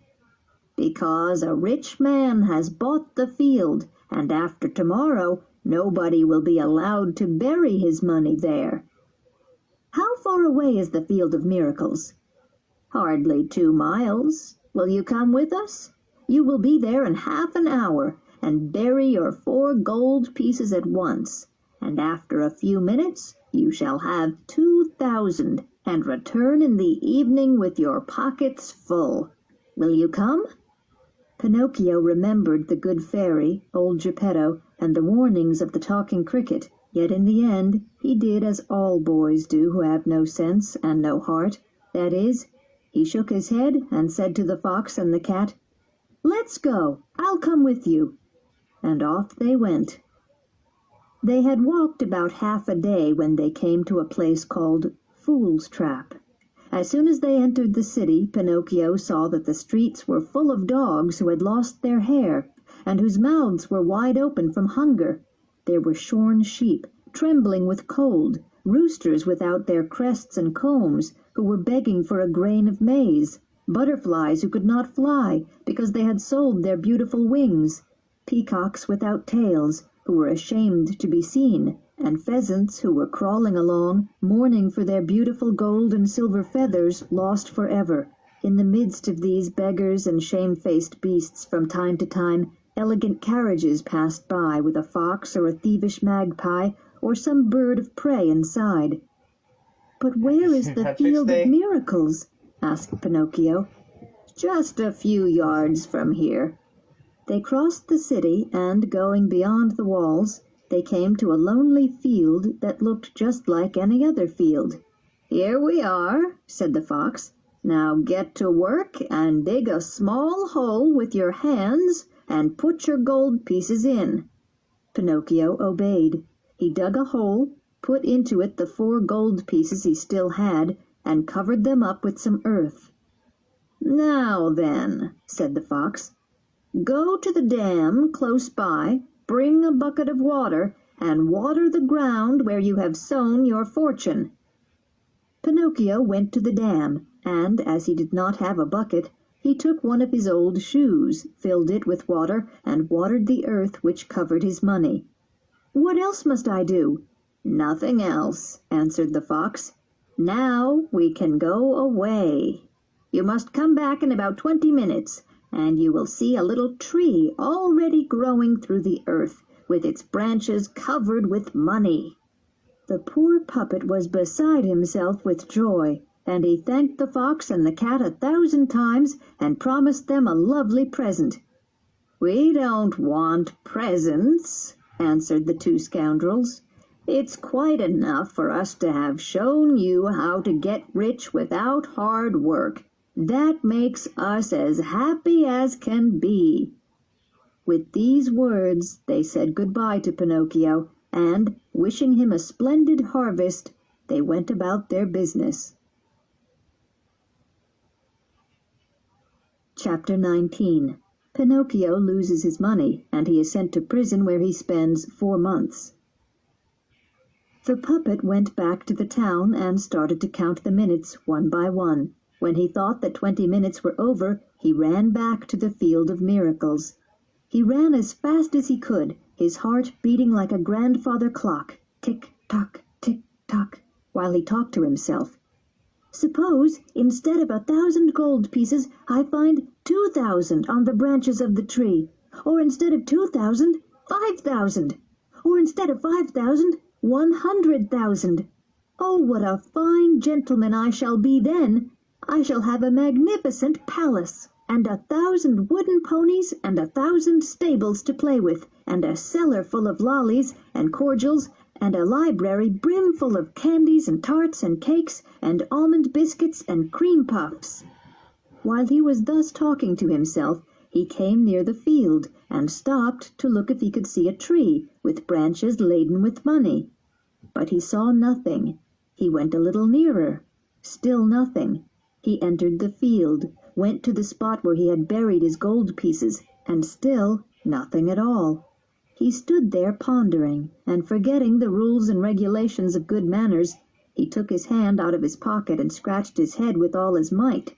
At that moment a loud laugh shattered the air, and looking up, he saw a large parrot sitting on a tree, cleaning the few feathers he had left. "Why are you laughing?" asked Pinocchio angrily. "I'm laughing because while cleaning my feathers I tickled myself under my wings." The puppet did not answer. He went to the dam, filled his old shoes with water again, and watered the earth covering his money. While he did so, another laugh, more impertinent than the first one, rang out over the deserted field. "I say," shouted Pinocchio angrily, "may I know what you are laughing at, you ill-mannered parrot?" "I am laughing at those simpletons who are silly enough to believe all the nonsense they hear, and who are always cheated by those who are more cunning than they are." "Are you perhaps speaking of me?" "Yes, poor Pinocchio, I am, for you are so simple as to believe that you can sow and harvest money, like beans and pumpkins. There was a time when I believed that too, and today I am suffering for it.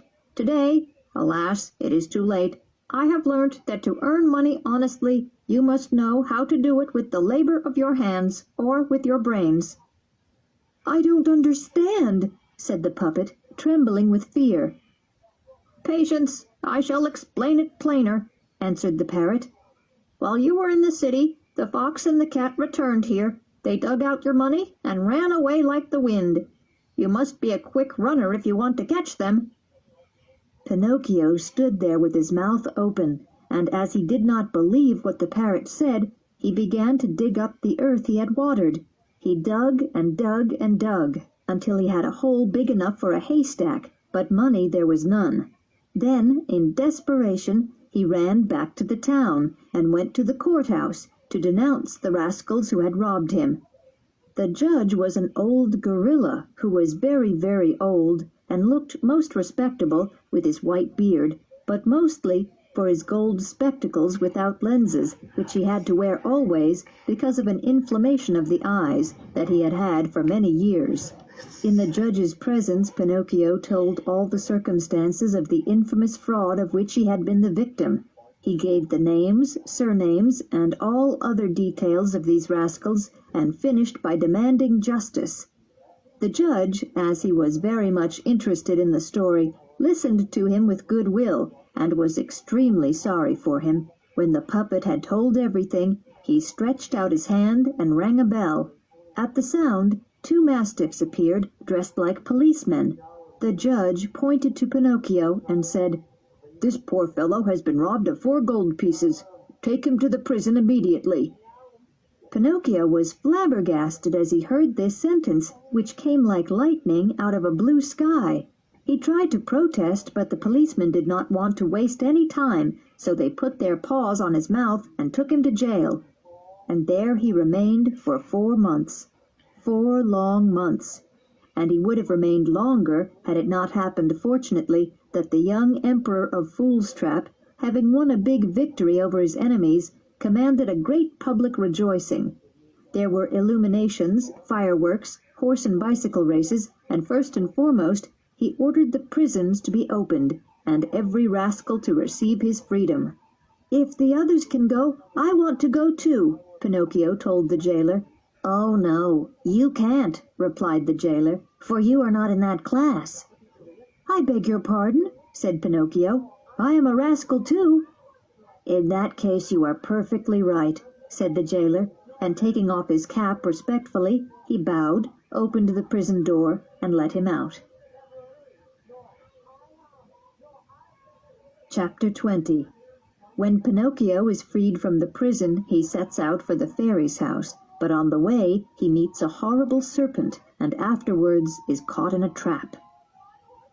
Imagine Pinocchio's joy when he was free again. Without losing a second, he left the town and took the road that led to the fairy's little house. Because it had been raining incessantly, the mud was knee-deep, but Pinocchio was not discouraged. He was so eager to meet his father again and his little blue-haired sister that he ran and jumped like a greyhound, and the mud splashed all over him. As he ran, he said to himself, "How many dreadful things have happened to me, and I deserved them, for I am obstinate as a mule. I always wanted my own way, and never listened to those who loved me, and who had 1,000 times more sense than I had. But from now I shall lead a different life, and become an obedient boy. I have learnt the lesson that disobedient children never prosper, and never gain anything. I wonder if my father is waiting for me. Shall I find him at the fairy house? Poor Daddy, it's so long since I saw him that I can hardly wait to embrace and kiss him. Will the fairy forgive me for disobeying her? Only to think of the good care she took of me, and the kindness she showed me. If I'm alive today, I owe it to her. Could anyone imagine a more ungrateful or heartless boy than I am?"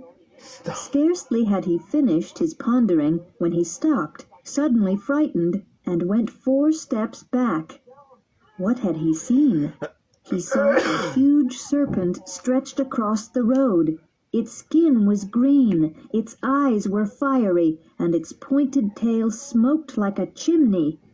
You cannot imagine Pinocchio's terror. He went a long way back and sat down on a little heap of stones, waiting for the serpent to go about his business and leave the road free. He waited an hour, 2 hours, 3 hours, but the serpent was still there, and even from far away he could see his glowing eyes and the column of smoke coming from his tail. At last Pinocchio took all his courage in both hands, and approaching the serpent, he said in a very gentle, sweet, insinuating voice, "Excuse me, Mr. Serpent, but would you be so kind as to move on one side of the road, just enough for me to pass?" He might as well have spoken to a wall. No one answered. He began again, with that same gentle voice. "Consider, Mr. Serpent, that I am going home, and my father is expecting me. It's such a long time since I have seen him. Would you let me pass on my way?" He waited for some sign in answer to his request, but none came. On the contrary, the serpent, who had until then appeared full of life, became perfectly quiet and almost rigid. He closed his eyes, and his tail stopped smoking. "Maybe he is dead," thought Pinocchio, rubbing his hands together joyfully, and without further ado he made him jump over him. But just as he was going to jump, the serpent rose suddenly like a spring, and the puppet, in his fright, jumped back, stumbled, and fell. It was a very clumsy fall, for his head got stuck in the mud and his legs up in the air. At the sight of that puppet standing on his head in the mud and kicking with all his might, the serpent was seized with a fit of laughter, and he laughed and laughed and laughed until he burst a blood vessel in his heart and died. And now Pinocchio started to run again as fast as he could, so as to reach the fairy house before dark. But he got so terribly hungry that he jumped over a hedge into a field to pick a few bunches of muscatel grapes. Would that he had not done it! He had barely reached the vines when, crack! His legs were caught by 2 sharp irons. The pain was so terrible that he saw countless stars of every hue dancing in the sky. The poor puppet was caught in a trap put there to catch some big polecats that had been terrorizing all the poultry yards of the neighborhood. Chapter 21. Pinocchio is captured by a peasant who makes him work as a watchdog for his poultry yard. As you can imagine, Pinocchio began to scream and cry, but in vain, since there were no houses and there was not a living soul to be seen on the road. Meanwhile, night came on. Partly because of the pain caused by the trap which cut his leg, and partly because he was afraid to be alone in the dark in the middle of the fields, Pinocchio almost fainted. He saw a firefly above his head and called to him, "Oh, little firefly, won't you be so kind as to free me from this torment?" "Poor boy," answered the firefly, looking at him with pity. How did you ever get caught in those sharp irons?" "I came into the field to pick a few bunches of grapes, and—" "But are they your grapes?" "No." "And who ever taught you to take things that are not yours?" "I was hungry." "Hunger, my child, is not a good excuse for taking what is not yours." That's true, said Pinocchio. "I won't do it again."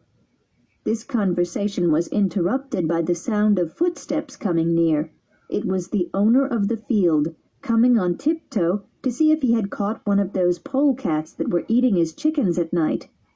When he took out his lantern from under his coat, he was astonished to see that instead of a polecat, he had caught a boy. "Ah, you little thief!" the peasant said angrily. "So it's you who are eating my chickens." It isn't I, sobbed Pinocchio. "I only came into the field to pick a few bunches of grapes." "He who will steal grapes will steal chickens too. Leave it to me. I'll teach you a lesson you'll remember for a while." He opened the trap, seized the puppet by the collar, and carried him off to the house as if he had been a lamb. When he reached the yard in front of his house, he threw Pinocchio on the ground, and, putting his foot on his neck, he said, "It's late, and I want to go to bed. I shall settle your account tomorrow. Meanwhile, as my watchdog died today, you shall take his place. You shall be my watchdog." Thereupon he put a heavy collar covered with sharp brass knobs on Pinocchio's neck, and fastened it so tightly that he could not slip his head through it. A long iron chain attached to the collar fixed it strongly to the wall. "If it rains tonight," said the peasant, "you may go into that little kennel and lie down. You can use the straw that has served for 4 years as a bed for my poor dog. Remember to keep your ears pricked, and if unluckily thieves should come, don't forget to bark." With this last advice, the peasant went into the house and locked the door, leaving poor Pinocchio lying in the yard, more dead than alive with cold, hunger, and fright. From time to time he put his fingers to the collar that pinched his throat, and said, crying, "It serves me right. It serves me jolly well right. I wanted to be a good-for-nothing and a vagabond. I listened to evil companions, so I have always been unlucky. If I had only been a good boy like so many others, if I had been willing to study and to work, and if I had stayed home with my poor father, I would not be here now in this lonely place, working as a watchdog for a peasant. Oh, if I could only be born again! But it's too late now. I must have patience." This complaint, which came from the depth of his heart, relieved him a little. He crawled into the kennel and fell asleep. Chapter 22. Pinocchio discovers the thieves, and as a reward for his faithfulness is set free. He had been sleeping soundly for over 2 hours when, about midnight, he was wakened by the sound of strange voices that seemed to come from the yard. He stuck the point of his nose out of his kennel and saw 4 animals with dark fur that looked like cats. They were polecats, meat-eating animals that are especially fond of eggs and young chickens. One of them, leaving his companions, came to the door of the kennel and said in a low tone, "Good evening, Malumpo." "My name is not Malumpo," said the puppet. "Who are you, then?" "I am Pinocchio." "And what are you doing there?" "I am a watchdog." "But where is Malumpo? Where is the old dog that lived in this kennel?" "He died this morning." "Did he? Poor beast. He was so kind. However, judging by your looks, you seem to be a good-natured dog, too." "Excuse me, I am not a dog." "Ah, what are you, then?" "I am a puppet." "And you act as a watchdog?" "Alas, I have to do it as a punishment." "Well, we might make the same bargain with you that we made with old Malumpo. I'm sure our conditions will satisfy you." "And what might they be?" We shall come to the poultry yard one night a week, as in the past, and carry off 8 chickens. We shall eat 7 and give you 1, on condition, you must understand, that you pretend to be asleep when we are here, and never bark or wake up the farmer." "Is that what Melampo did?" "Yes, indeed, and we always got on splendidly together. Now sleep quietly, and you can be sure we shall bring you a chicken for your breakfast, ready plucked. Do we understand each other?" "I understand only too clearly," answered Pinocchio, shaking his head menacingly, as if to say, "We'll soon see about that." When the 4 polecats thought they were safe, they went to the poultry yard, which was near the kennel. They opened the wooden door with their teeth and claws and slipped inside, one after the other. But scarcely were they all inside when the door was shut with a loud bang. It was Pinocchio who had shut it, and, to make sure, he put a big stone against it. Then he started to bark, and he barked just like a watchdog. "Bow wow wow wow wow wow!" When the peasant heard him barking, he jumped out of bed, and taking his gun, he came to the window and called out, "What's the matter?" "The thieves are here!" cried Pinocchio. "Where are they?" "In the poultry yard." "I'm coming right away." Quicker than you can say amen, the peasant had come. He went to the poultry yard, caught the 4 polecats, and putting them into a sack, he said with a pleased voice, "At last you have fallen into my hands. I could punish you, but I am not so cruel. It is enough for me if I take you to the innkeeper in the village, who will skin you and cook you in a sweet savory sauce and serve you for hares. It is an honor you do not deserve, but generous people like me are ready to do a good service." Then he went to Pinocchio, caressed him, and, among other questions, he asked him, "How did you discover these thieves? To think that Melampo, my faithful Melampo, never could find anything." The puppet could have told the truth. That is, he could have told the peasant of the shameful arrangement between the dog and the polecats. But he remembered that the dog was dead, and he said to himself, "What good will it do if I accuse the dead? A dead person is dead and gone. The best thing to do is to leave him in peace." "Were you awake or asleep when these rascals arrived?" asked the peasant.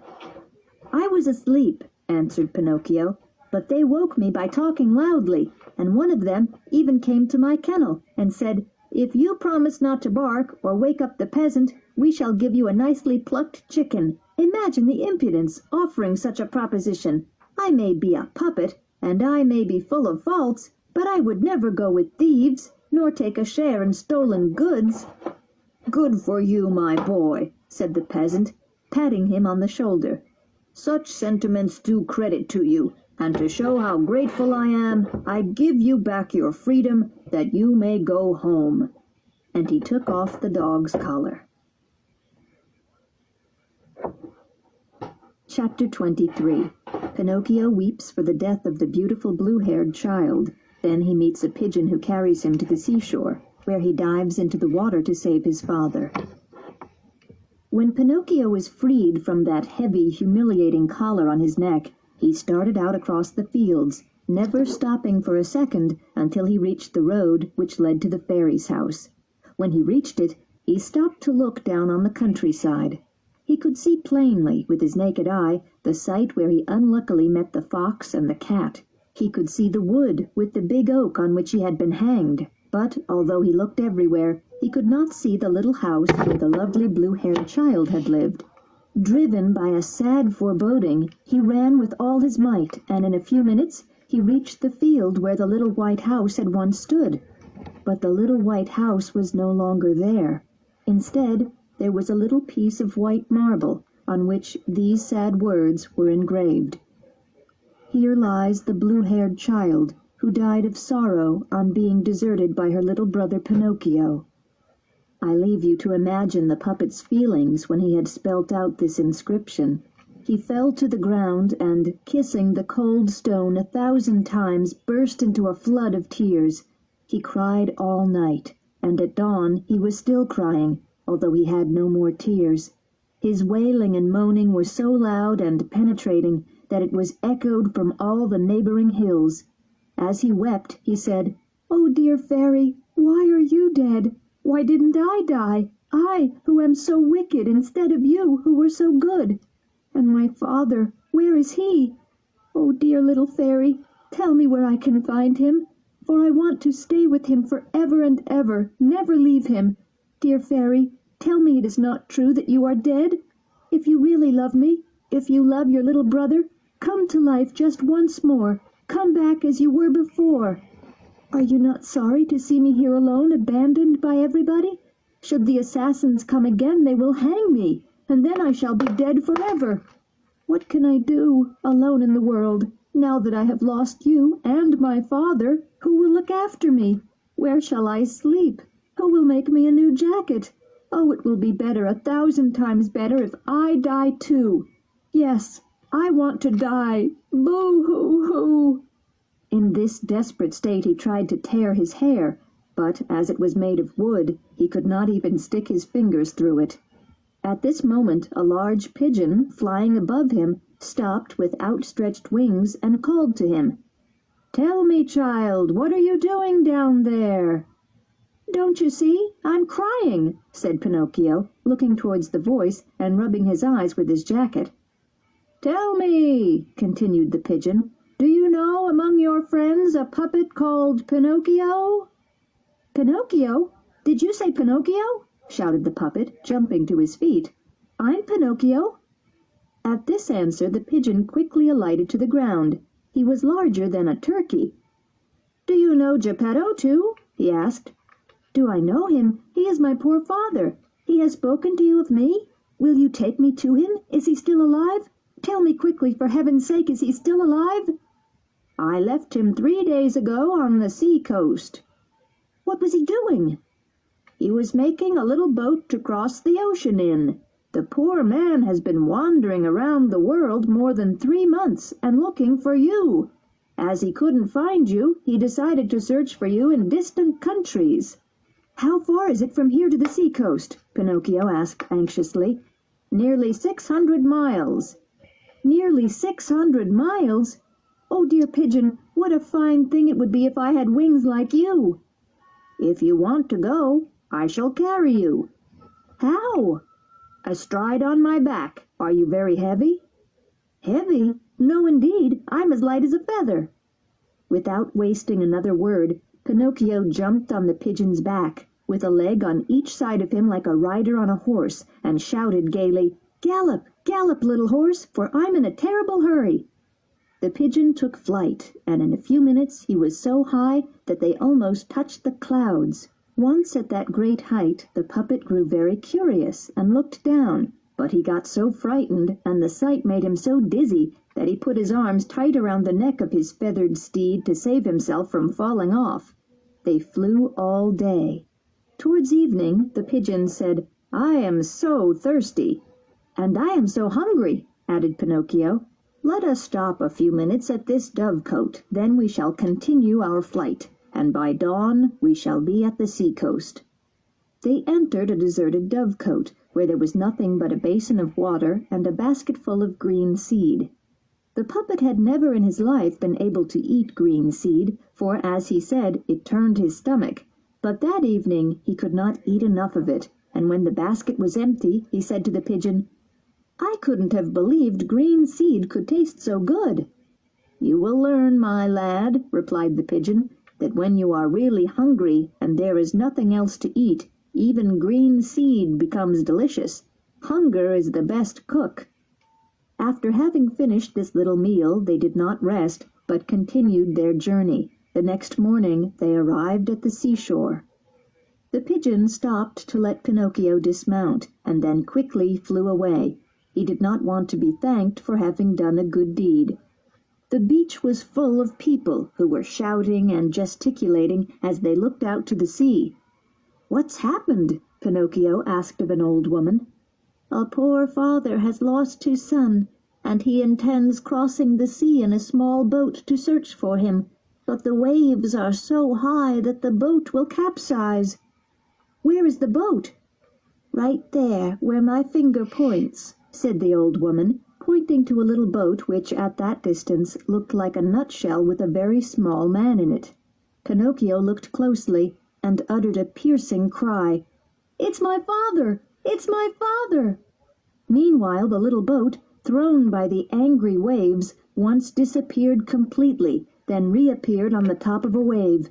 Pinocchio, standing on a high rock, called his father by name again and again, signaling with his hands, with his cap, and with his handkerchief. Although Geppetto was very far away, he seemed to recognize his son, for he waved with his cap, and he also made signs as if he would like to return to land, but the sea was so furious that he could not use his oars. Suddenly there came a huge wave, and the little boat disappeared. They waited to see it again.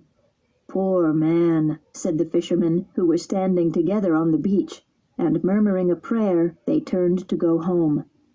Suddenly they heard a desperate shout, and looking back, they saw a boy jumping into the sea from a rock, crying, "I will save my father!" Pinocchio, being made of wood, floated easily, and swam like a fish. They saw him disappear under the water, beaten about by the waves, and then he reappeared. In the distance, now a leg appeared, now an arm, but at last they lost sight of him altogether. "Poor boy," said the fishermen on the beach, and, murmuring a prayer, they went home. Chapter 24. Pinocchio arrives at Busy Bee Island and finds the fairy again. Hoping to arrive in time to save his poor father, Pinocchio swam all night. And what a terrible night it was! The rain came down like a flood, with hailstones and terrible thunderclaps, while flashes of lightning made the world as bright as day. Towards morning he saw in the distance a long strip of land. It was an island in the midst of the sea.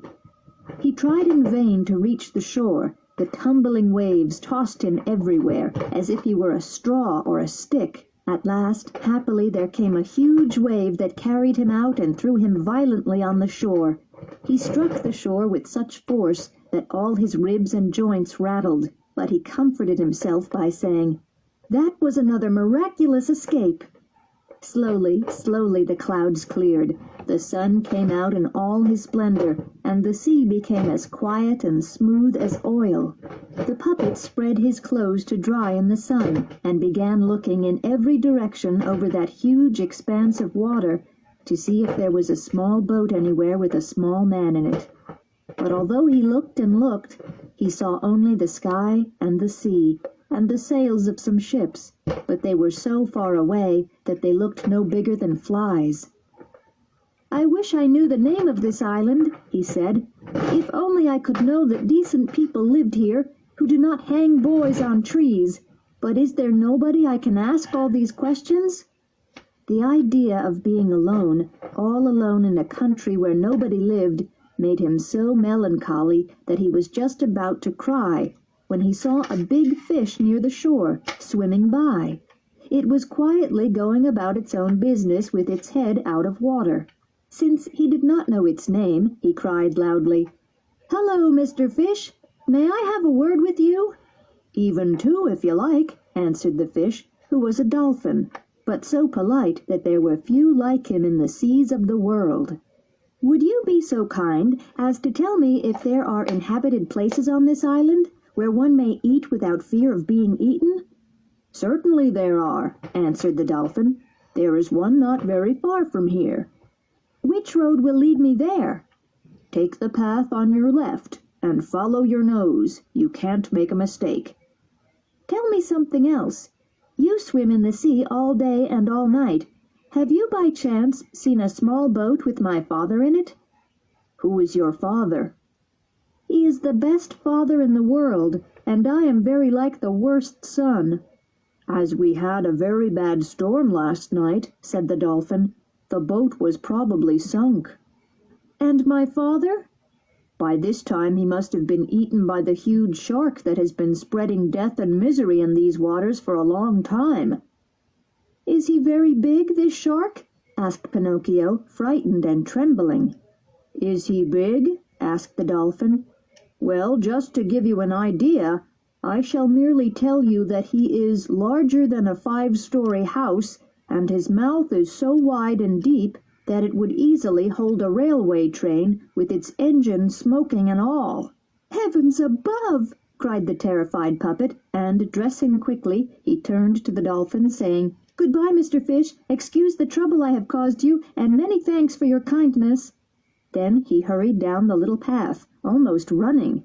At the least noise he looked behind him, fearing to see that horrible shark, as large as a 5-story house, and with a railway train in his mouth, pursuing him.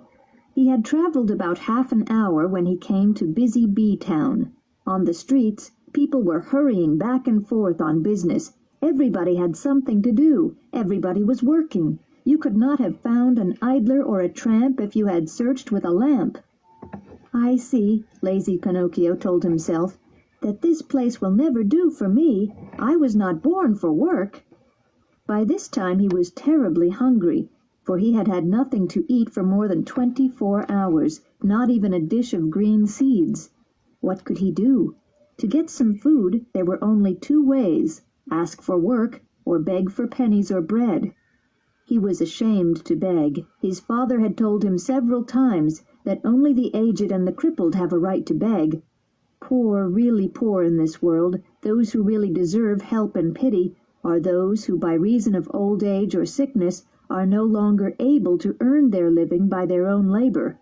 It is everybody else's duty to work, and if they refuse to work and are hungry, so much the worse for them. Just at that moment a man passed by, tired and panting. He was pulling with great difficulty 2 carts loaded with charcoal. Pinocchio judged by his look that he was a kind man, so he approached him, and, casting his eyes downward in shame, he said in a low voice, "Will you please give me a penny, for I am dying of hunger." "Not only 1 penny," answered the man, "but I shall give you 2 if you'll help me draw home these loads of charcoal." "I am surprised at you," answered Pinocchio, offended. "Let me tell you that I am not a donkey. I do not draw carts." "That's all right," the coal dealer answered. "But then, my boy, if you are really so hungry, eat a couple of slices of your pride, and take care you don't get indigestion." A few minutes later a mason passed by, carrying a load of lime on his shoulder. "Sir, would you be so kind as to give a penny to a poor boy who is hungry?" "With pleasure. Come with me and carry lime," answered the bricklayer, "and instead of 1 penny I shall give you 5. "But lime is so heavy," objected Pinocchio, "and I don't want to get tired." "If you don't want to get tired, my boy, amuse yourself with being hungry, and much good may it do you." In less than half an hour 20 people passed by, and Pinocchio begged of all of them, but they all answered, "Are you not ashamed? Instead of begging on the road, go to work and earn your living." At last a kind little woman appeared carrying 2 pails of water. "Kind lady, will you let me have a drink of water from your pail?" asked Pinocchio, who was burning with thirst. "Yes, drink, my child," said the little woman, putting the pails down.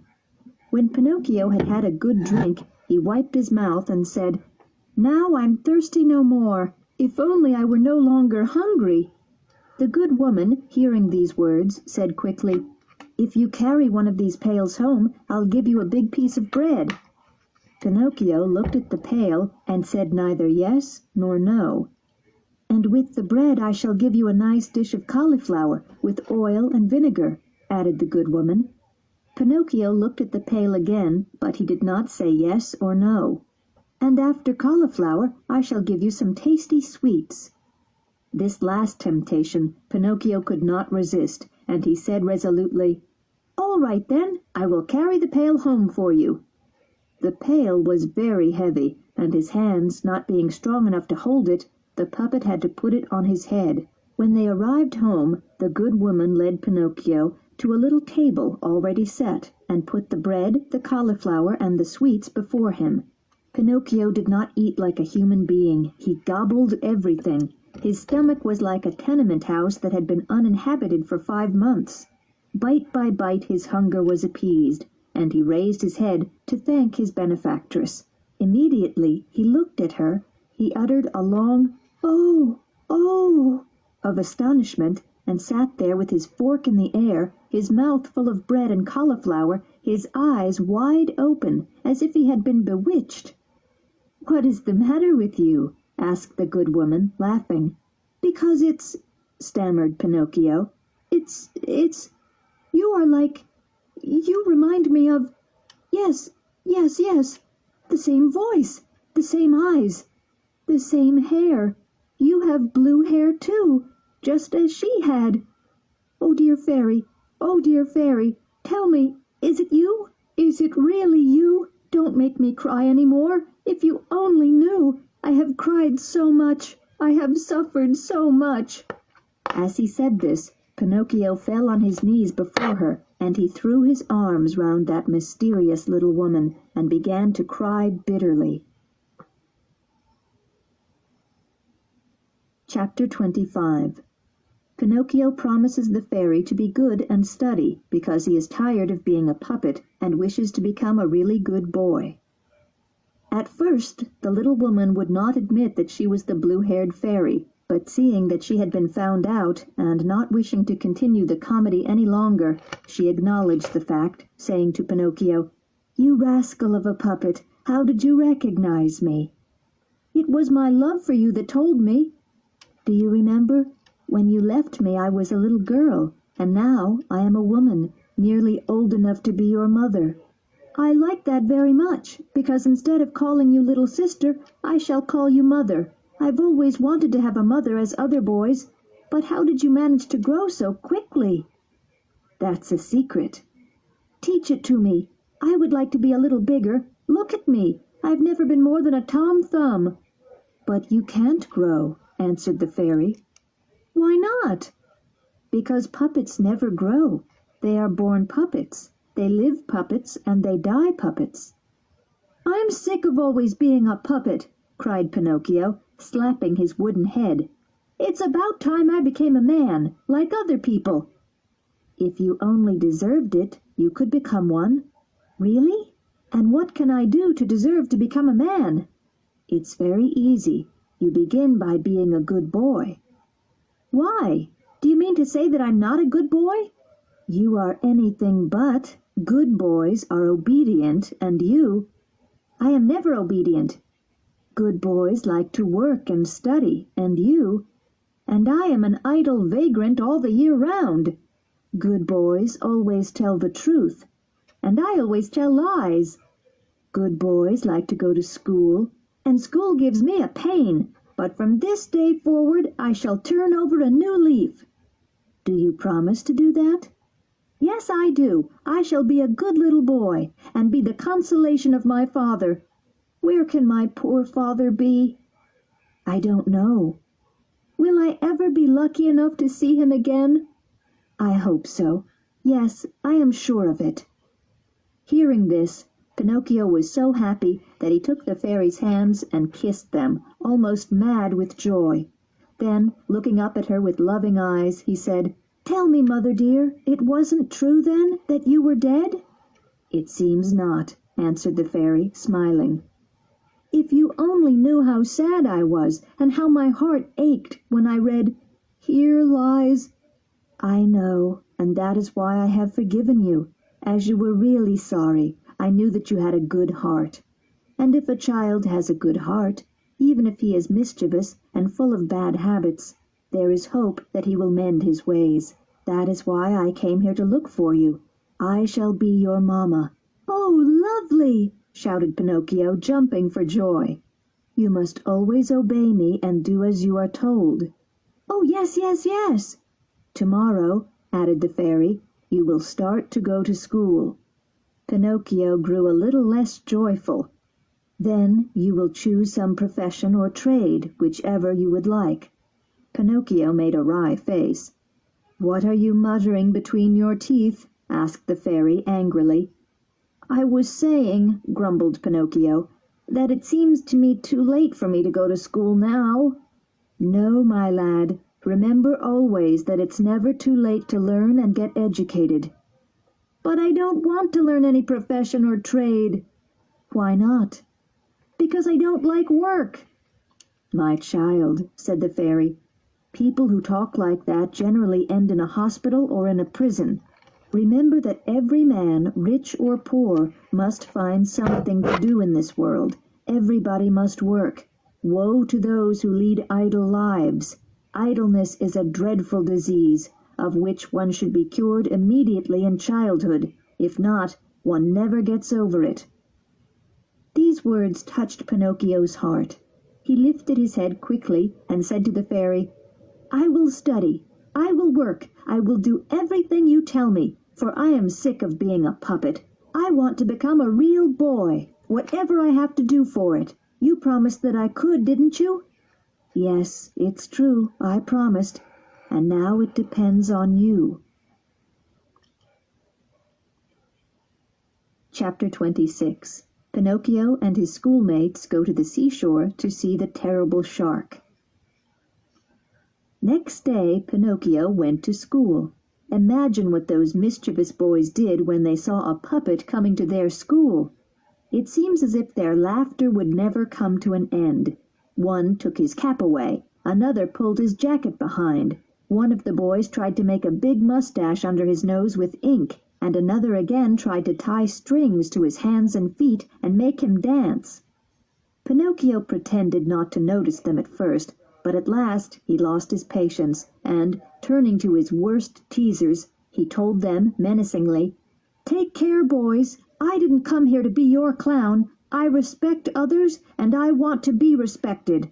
Good for you, peacock. You talk like a book, howled the rogues, laughing more than ever, and one of them, more impertinent than the others, put out his hand to seize the puppet's nose. But he was not quick enough, for Pinocchio kicked his shins under the table. Ow, ow, what hard feet!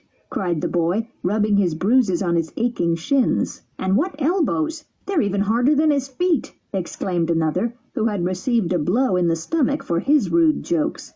After a few kicks and blows, Pinocchio won the respect and liking of the whole school, and they all made friends with him. Even the master praised him because he was attentive, studious, and intelligent, first to arrive at school and the last to leave when school was over. His only fault was that he made too many friends. Some of these friends were well known as good-for-nothings, unwilling to study. The master warned him daily, and the good fairy never failed to repeat it. Be careful, Pinocchio. Those bad friends of yours will end up by making you lose your love for your books. I hope they won't lead you into any great trouble. Oh, there's no such danger, answered the puppet, shrugging his shoulders and touching his forehead with his finger, as if to say, There's too much good sense here inside. Now it happened one day, as he was on his way to school, that he met some of these friends, who asked him, Have you heard the great news? No. They say that not far away from here, there's a shark in the sea as big as a mountain. You don't say so. I wonder if it's the same shark that was there on the night when my poor father was drowned. We're going to the beach to see it. Will you come too? Not I. I'm going to school. Why should you go to school? We can go to school tomorrow. One lesson more or less won't change us. We'll still remain the same blockheads. But what will the master say? He can say what he likes. He is paid to find fault all day long. And my mother? Oh, mothers never find out anything, answered those wicked boys. I know what I'll do, said Pinocchio. I have certain reasons for seeing the shark, but I'll go after school. You poor blockhead, said one of them. Do you think a fish of that size will wait for you? When he's tired of being in one place, he'll go to another, and then that'll be that. How long does it take to go to the beach? Asked the puppet. We can be there and back in an hour. Well, come on then. Whoever runs fastest is the best chap, cried Pinocchio. At this starting sign, all the boys ran across the field, with their books and slates under their arms. Pinocchio led them, for he ran as fast as if he had wings on his feet. From time to time he turned to poke fun at his friends, who were a long way behind him, and when he saw them panting, covered with dust and with their tongues hanging, he laughed heartily. The poor boy did not guess at that moment what terrors and dreadful disasters were awaiting him. Chapter 27. Great battle between Pinocchio and his friends, during which one of them is wounded and Pinocchio is arrested. When he arrived at the shore, Pinocchio looked at the sea, but he saw no shark. The sea was as smooth as a great mirror. "Well, where's the shark?" he asked, turning to his friends. "Perhaps he has gone to breakfast," said one of them, laughing. "Or perhaps he went to bed to have a nap," said another, laughing still louder. Their silly answers and stupid laughter told Pinocchio that it was all a joke, and that he had believed a lie. He was very angry, and he said indignantly, "May I know what your idea was in telling me that story about the shark?" "It was great fun, to be sure," the rogues answered in chorus. "Well, what was it?" "We wanted you to stay away from school and come with us. Aren't you ashamed to be so proper and industrious every day? Aren't you ashamed to study so hard?" "And why should you mind how hard I study?" "We mind it because you make us look so small in the master's eyes." "Why?" "Because boys who study always make those who don't small by comparison, and we don't like it. We have some pride too." "What can I do then to please you?" "You must do as we do, and hate the school, and the lessons, and the master, our three great enemies." "And suppose I choose to keep on studying?" "Then we'll have nothing to do with you, and we'll take the very first chance to get even with you." "Really, you make me laugh," said the puppet, shaking his head. "Take care, Pinocchio," said one of the big boys, facing him. "Don't think you can lord it over us. Don't think you can crow over us. If you aren't afraid of us, we're not afraid of you. Remember, you're alone, and we are 7. "7, like the 7 deadly sins," said Pinocchio, laughing. "Did you hear that? He has insulted us. He has called us the 7 deadly sins. Pinocchio, say you're sorry, or it will be the worse for you."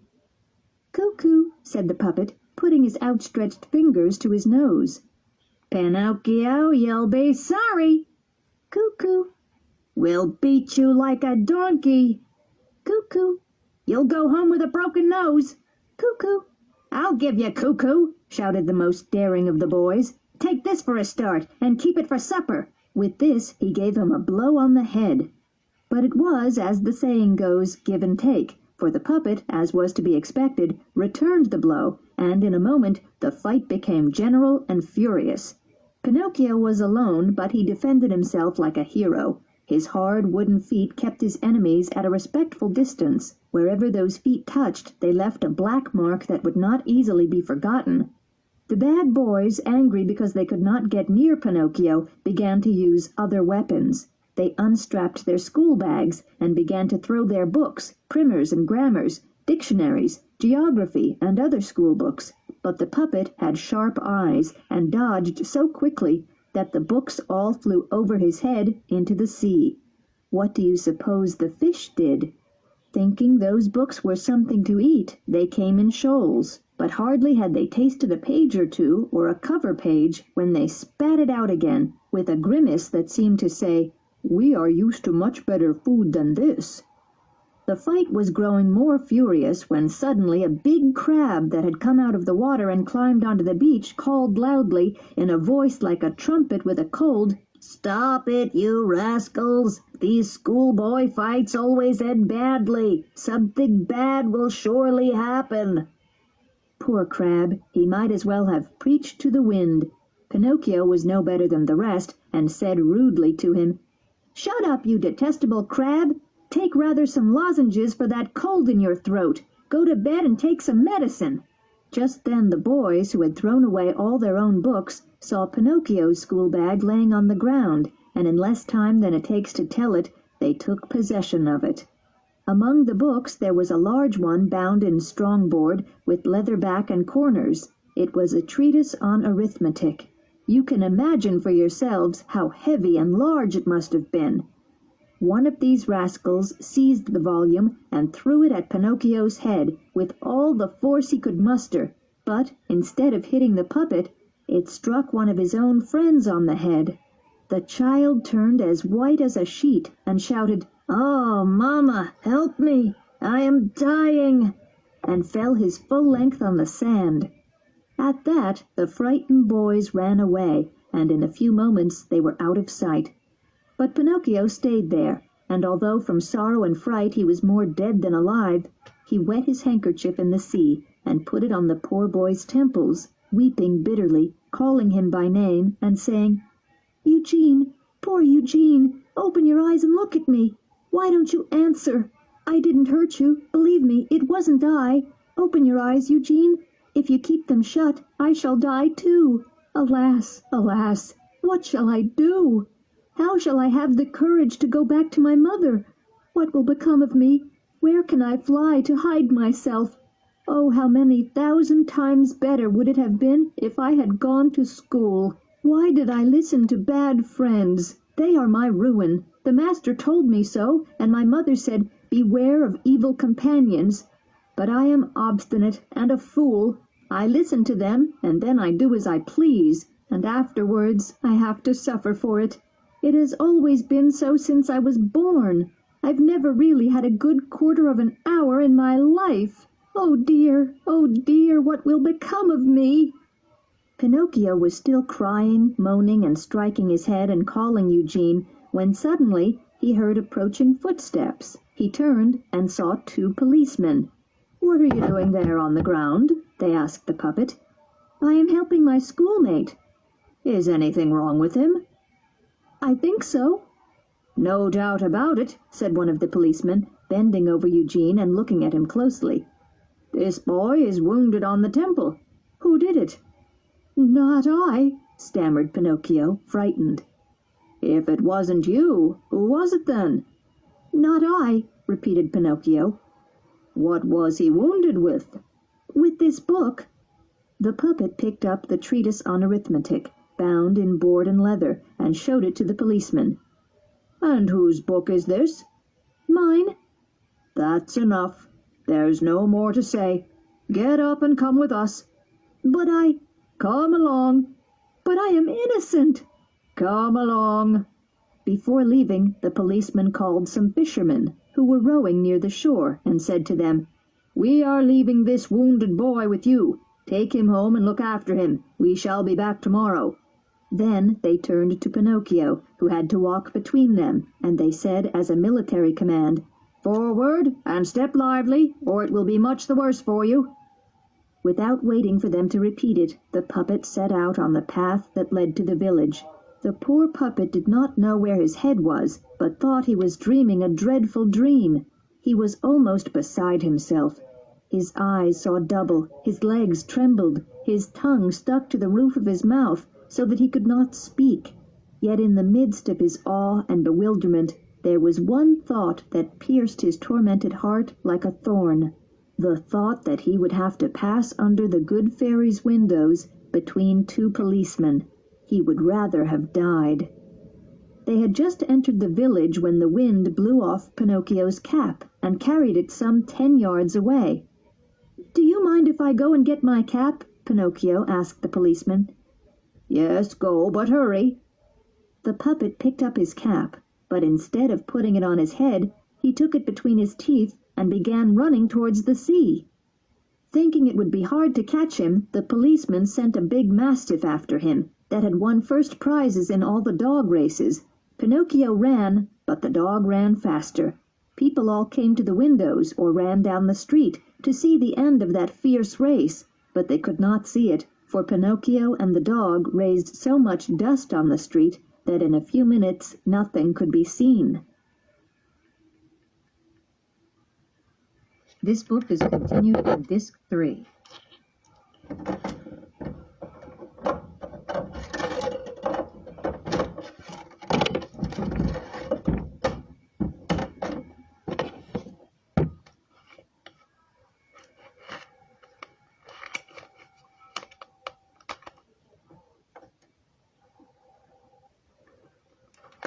Pinocchio by Collodi. Disc 3. Chapter 28. Pinocchio is in danger of being fried as a fish. There was a moment during this fierce race when Pinocchio felt himself lost, for you must know that Alidoro, that was the mastiff's name, had almost caught him. The puppet could hear the dreadful beast panting close behind him. They were separated only by inches, and he even felt its hot breath. Fortunately, by this time he was near the beach, and it was only a few steps to the sea. As soon as he reached the shore, the puppet jumped, like a frog, and he was far out in the water. Alidoro wanted to stop, but as he was going so fast, he was carried out into the water too. Unfortunately, he could not swim, so he pawed desperately, trying to keep his nose above water, but the more he tried, the more he went under. When he rose to the surface, his eyes were almost jumping out of his head, and he barked, "I'm drowning! I'm drowning!" "Drown, then," answered Pinocchio, who was now a good distance away and out of all danger. "Help me, Pinocchio! Save my life! Oh! Oh!" At that desperate cry, the puppet, who was really very kind-hearted, took pity on him, and, turning to the dog, he said, "If I save your life, do you promise not to bother me any more, or run after me?" I promise. Be quick, for pity's sake. For another half-minute, I'll be dead." Pinocchio still hesitated, but then he remembered his father's saying that no one ever loses by doing a good deed. He swam to Alidoro, and holding him by the tail and both hands, he pulled him safe and sound to the dry sandy beach.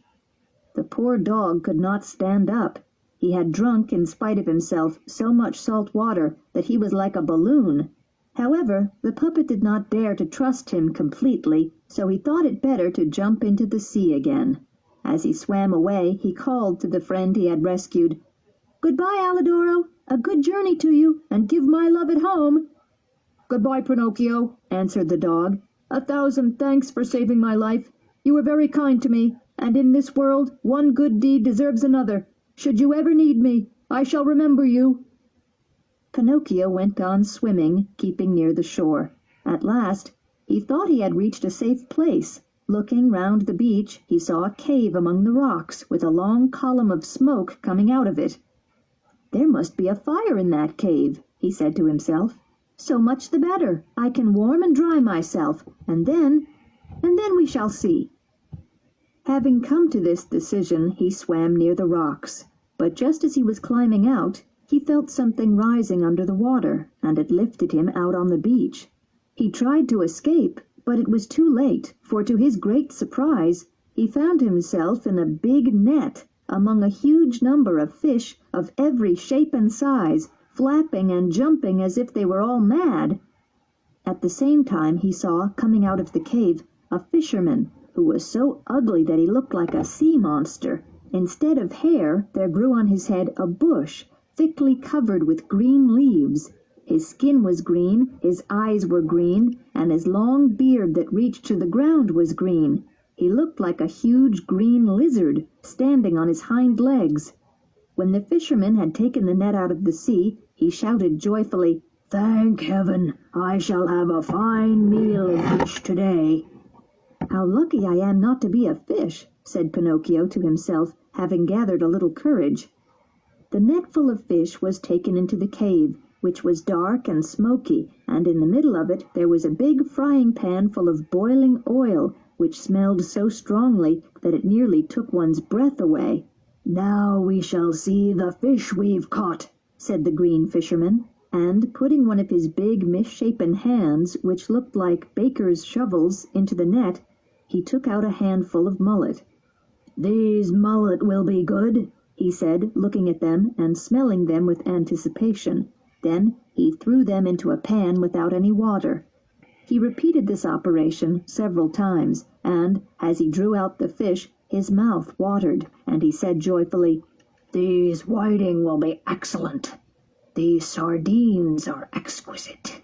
These crabs will be excellent. These anchovies will be fine." As you may imagine, the whiting, the sardines, the crabs, and the anchovies all went together into the dish to keep the mullet company. The last in the net was Pinocchio. When the fisherman pulled him out, he opened wide his green eyes and cried, almost frightened, "What kind of fish is this? I have never tasted such a fish." Having looked him over carefully several times, he finished by saying, "I see. It must be a crab." Pinocchio was hurt at being mistaken for a crab, and he said indignantly, "What do you mean by calling me a crab? Nice way to treat me. Let me tell you, I'm a puppet." "A puppet?" said the fisherman. "In truth, a puppet fish is new to me. All the better. I shall eat you with very great pleasure." "Eat me? Will you understand once for all that I am not a fish? Don't you see that I can talk and reason as you do?" "That's right," answered the fisherman. "And now, seeing you are a fish that can speak and reason as I do, I shall treat you with the greatest consideration." "And what will that be?"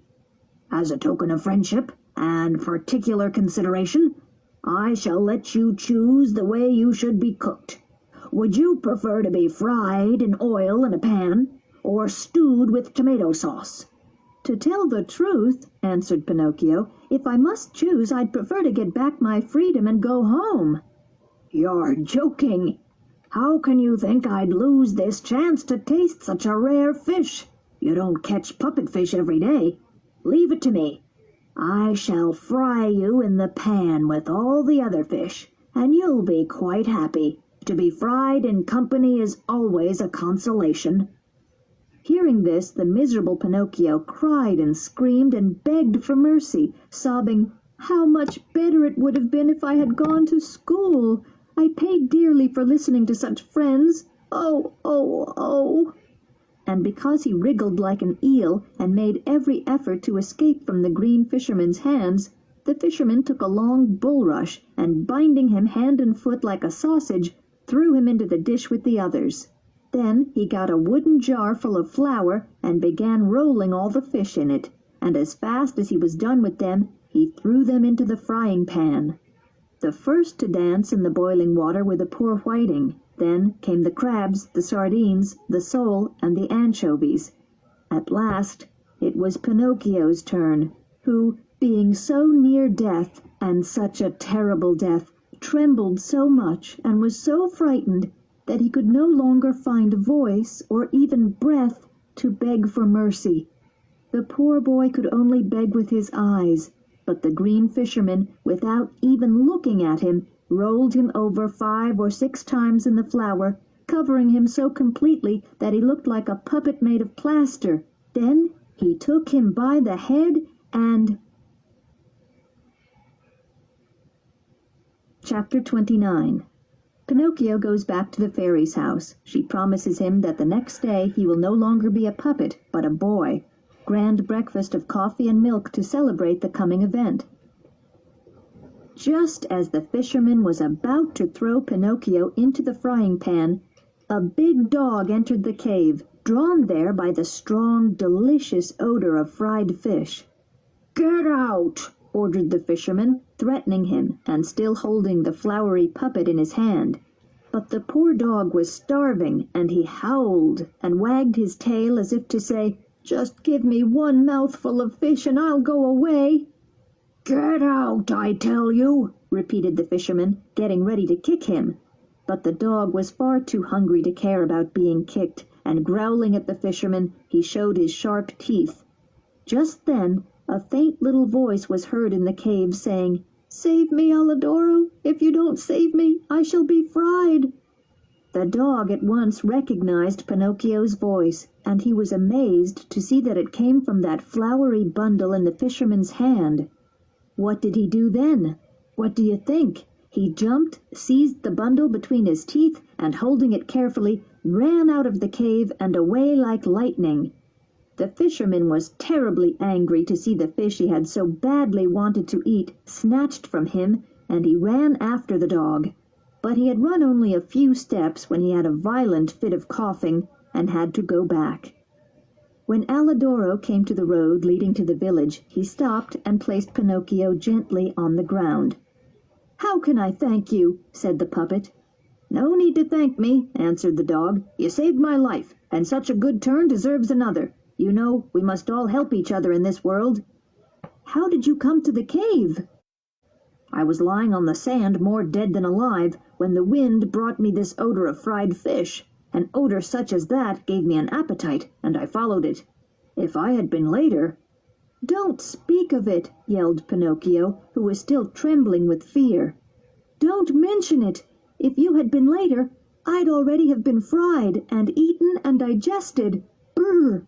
It makes me shiver just to think of it." Alidoro laughed and held out his right paw to the puppet, who shook it heartily as a sign of friendship, and then they parted. The dog went home, but Pinocchio, when he was left alone, went to a little house near by, where an old man was sitting at the door, and said, "Tell me, good old man, do you know anything about a poor boy, Eugene, who was wounded on the head?" "Some fishermen carried him to this house, but now—" "Now he is dead," interrupted Pinocchio sadly. "No, he is alive, and went home." "Really? Truly?" cried the puppet, jumping for joy. "So then his wound wasn't serious?" "It might have been very serious. It might have killed him," answered the old man, "for they threw a heavy-bound book at his head." "Who threw it?" "One of his schoolmates, a certain Pinocchio." "Who is this Pinocchio?" inquired the puppet, as if he had never heard of him. "They say he's a very bad boy, a vagabond, and a perfect good-for-nothing." "Slander! Pure slander!" "Do you know this Pinocchio?" "I know him by sight," replied the puppet. "And what do you think of him?" asked the old man. "I think he is a very good boy, eager to study. He is obedient and loves his father and his family." While telling all these fibs, the puppet touched his nose, and, seeing that it had grown several inches, he grew very frightened, and cried, "No, no, don't believe what I have said. I know Pinocchio very well, and can assure you he's a very bad boy. He is idle and disobedient, and instead of going to school, he amuses himself in the society of evil companions." As soon as he had said this, his nose grew shorter, as short as it was to begin with. "Why are you so white?" asked the old man suddenly. "I'll tell you. Without noticing it, I rubbed myself against a wall that had just been whitewashed," answered the puppet, for he was ashamed to confess that he had been floured like a fish prepared for being fried. "But what happened to your jacket and your trousers and your cap?" "I met with thieves, and they robbed me of my clothes. Do you happen to have some old clothes you could give me? Then I could go home." "My child, I have nothing but a little bag in which I keep beans. If you want to have it, take it. You are welcome to it." There was no need to ask Pinocchio twice. He took the little bag, and cutting one hole in the bottom, with the scissors, and one on each side for his arms, he put it on like a shirt, and in that rough garb he started for home. But as he went, he began to feel very uncomfortable. He took one step forward and then one backward, saying to himself, "How can I ever approach that kind fairy? What will she say when she sees me? Will she forgive this second naughtiness? I don't think she will. Oh, I'm sure she won't. And it serves me right, for I am a wicked boy, always promising to better myself and never keeping my word." It was night when he reached that village, and very dark. As it was a stormy night and was raining heavily, he went direct to the fairy's house, resolved to knock at the door, knowing he would be let in. But when he came to the door, he was frightened to knock, and ran back some distance. He came to the door a second time, but could not make a final decision. A third time, it was just the same. The fourth time, he seized the iron knocker and, trembling, let it fall very lightly. He waited, and at last, after waiting half an hour, a window was opened on the top floor. The house had 4 floors, and a big snail with tiny light on her head looked out and said, "Who is there at this hour?" "Is the fairy at home?" asked the puppet. "The fairy is asleep, and you mustn't disturb her. But who are you?" "I am I." "I? Who is I?" "Pinocchio." "Who is Pinocchio?" "The puppet who lives with the fairy." "Ah, I see," said the snail. "Wait for me. I'll come down at once and open the door." "Hurry, for pity's sake, I'm dying of cold." "My lad, I am a snail, and snails are never in a hurry." An hour passed, then 2 hours, but the door was not opened. Pinocchio, who was wet and shivering with cold and fright, gathered all his courage and knocked again, a little louder. At this, a window opened on the 3rd floor, and the same snail looked out. "Dear little snail," cried Pinocchio from the street, "I have been waiting 2 hours, and 2 hours in this awful weather seems longer than 2 years. Hurry up, for heaven's sake." "My lad," said the sluggish, calm snail, "my lad, I am a snail, and snails are never in a hurry." And the window was closed. Not long after, the clock struck midnight, then 1 o'clock, 2 o'clock, but the door was still closed. At last Pinocchio lost his patience. In a rage, he seized the knocker to strike a blow that would shake the whole house. But suddenly the iron knocker turned into an eel, and slipping out of his hands, disappeared in the stream that was running in the street. "Oh, ho!" shouted Pinocchio, blind with rage. "If the knocker can run away, I can kick the door." And drawing back, he gave a huge kick against the door. He kicked so hard that his foot went through the wood, and when he tried to pull it back, he couldn't. His foot was embedded in the door as firmly as a nail driven by a hammer. Imagine poor Pinocchio. He had to spend the rest of the night with one foot on the ground and the other in the door. Finally, at dawn, the door was opened. That kind snail had spent only 9 hours coming down from the 4th story to the door. She must have been in a terrible hurry. "What are you doing there with your foot in the door?" she asked, laughing. "It was an accident. Won't you try, kind snail, to free me from this trouble?" "My lad, this is a job for a carpenter, and I have never been a carpenter." "Beg the fairy to help me." "The fairy is sleeping and mustn't be disturbed." "But what can I do all day, stuck to this door?" "You can amuse yourself counting the ants that are passing by." "At least bring me something to eat, for I am terribly hungry." "At once," said the snail. In fact, 3½ hours later, Pinocchio saw her coming back with a silver tray on her head, holding some bread, a roast chicken, and 4 ripe apricots. "Here is the breakfast the fairy sends you," said the snail. Seeing all those good things, the puppet was quite relieved. But how disappointed he grew when he discovered that the bread was plaster, the chicken made of board, and the 4 apricots colored alabaster. He wanted to cry, and in his despair, he tried to throw away the tray and all that was on it, but instead, owing to his grief and his great weakness, he fainted. When he came to himself, he was lying on a sofa, and the fairy was beside him. "I shall forgive you once more," said the fairy, "but never more if you disbehave again." Pinocchio vowed and promised that he would study and always be good, and he kept his word for the rest of the year. He was first in the examinations, and became the best scholar in the school. His conduct was so satisfactory and praiseworthy that the fairy was very pleased, and said, "Tomorrow your wish shall be granted." "Do you mean—" "Tomorrow you shall cease to be a wooden puppet and become a real boy." No one, without seeing Pinocchio at the moment he heard this longed-for news, can imagine his joy. All his classmates were invited to the fairy's house the next day for a grand breakfast to celebrate the important event. the fairy prepared 200 cups of coffee with cream, and 400 bread rolls buttered on both sides. The day promised to be a most happy and pleasant one. But, most unfortunately, in the lives of puppets there is always a but that spoils everything. Chapter 30. Pinocchio listens to his friend Lampwick, who is going to Playland.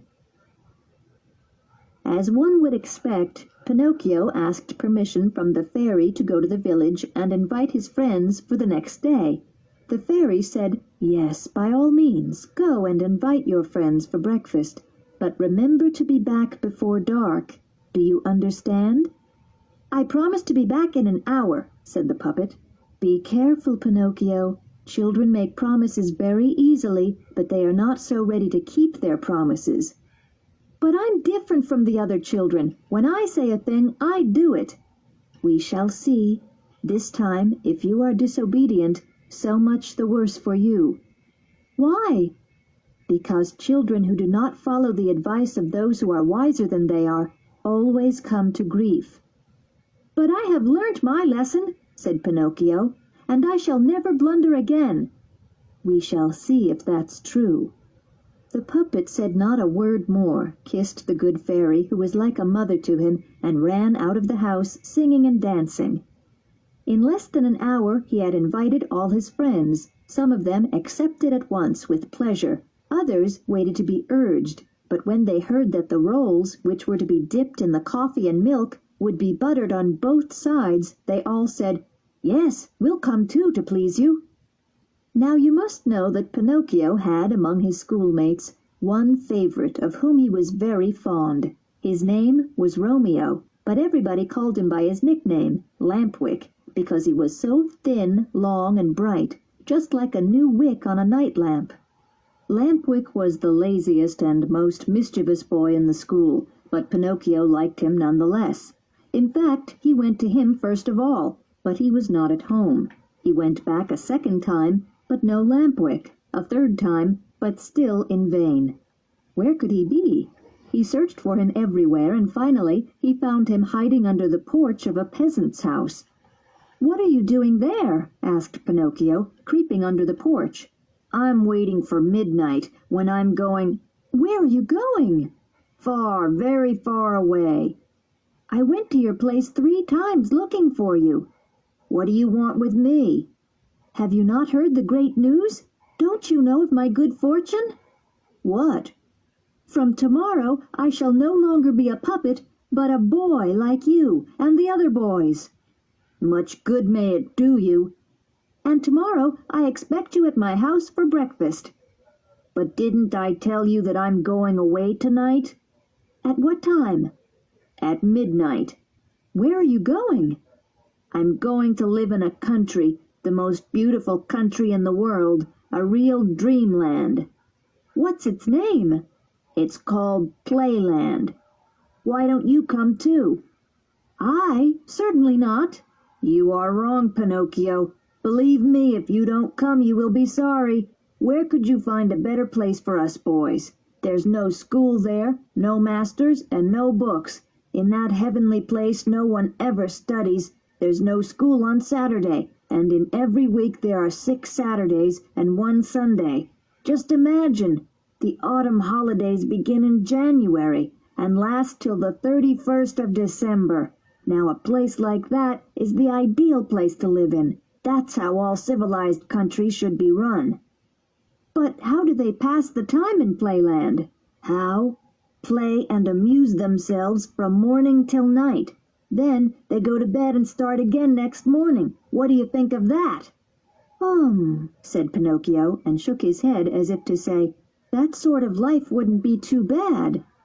"Now then, will you come or won't you? Yes or no? Make up your mind." "No, no, no, and finally no.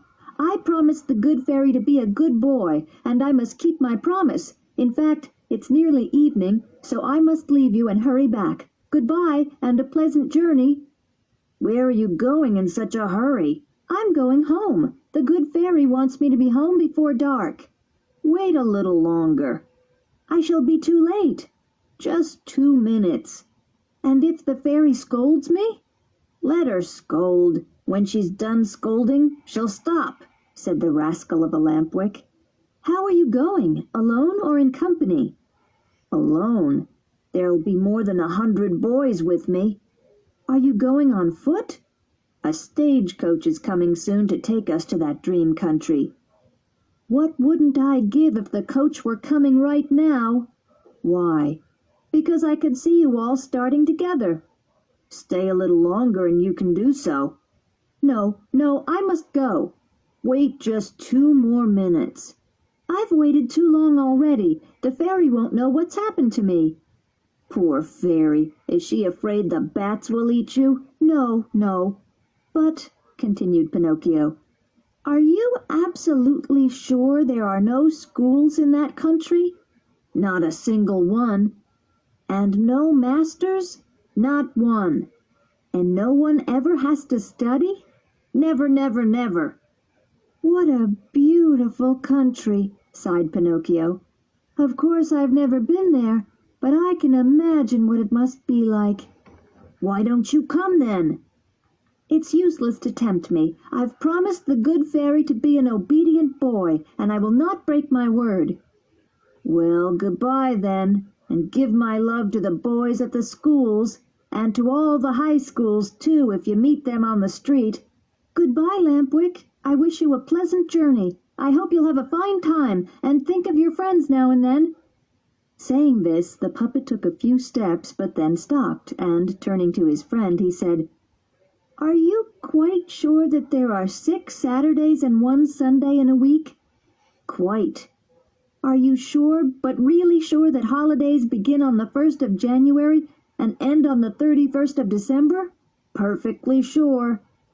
What a wonderful country, said Pinocchio again, delightedly. Then he added quickly, with a final resolution, Well, goodbye, and I hope you have a good journey. Goodbye. How long before you start? A little over an hour. A pity. If it were only 1 hour, I could perhaps be tempted to wait and see you off. And the fairy? I've waited so long already, an hour more or less wouldn't matter. Poor Pinocchio. And if the fairy scolds you?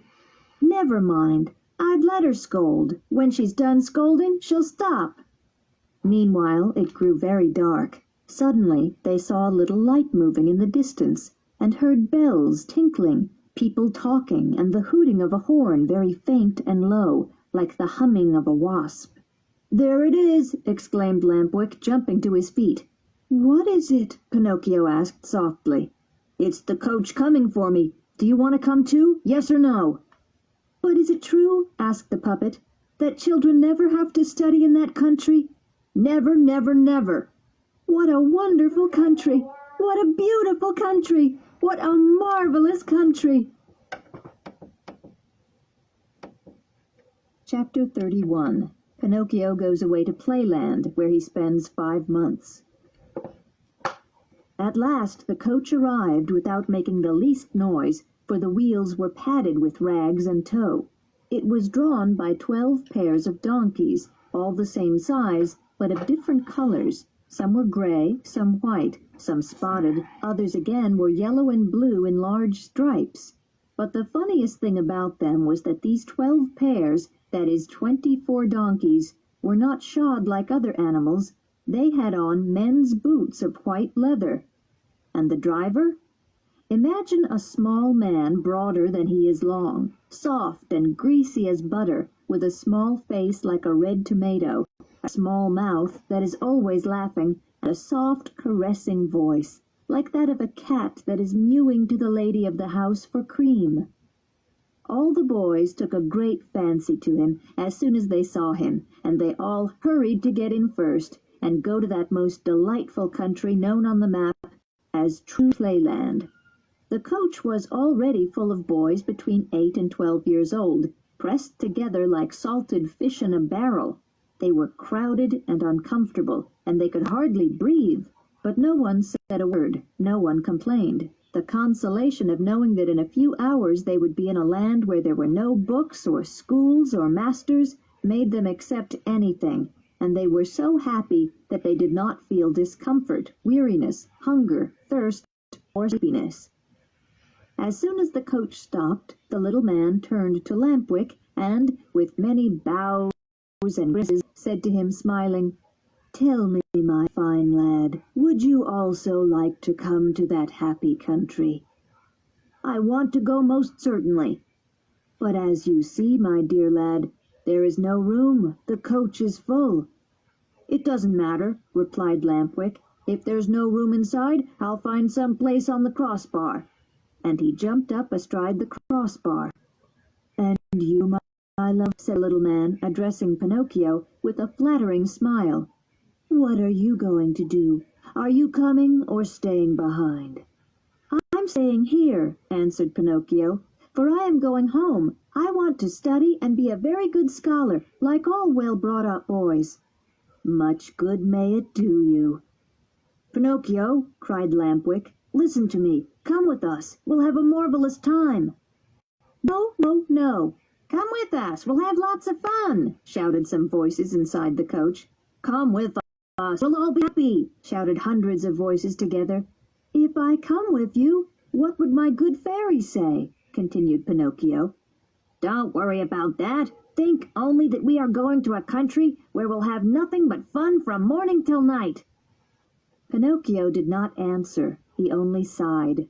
He sighed a second time, a third time, and at last he said, "Make a little room for me. I am coming." "Everything is full," replied the little man, "but to show you how happy I am that you're with us, I shall give you my place." "And what will you do?" "I shall walk."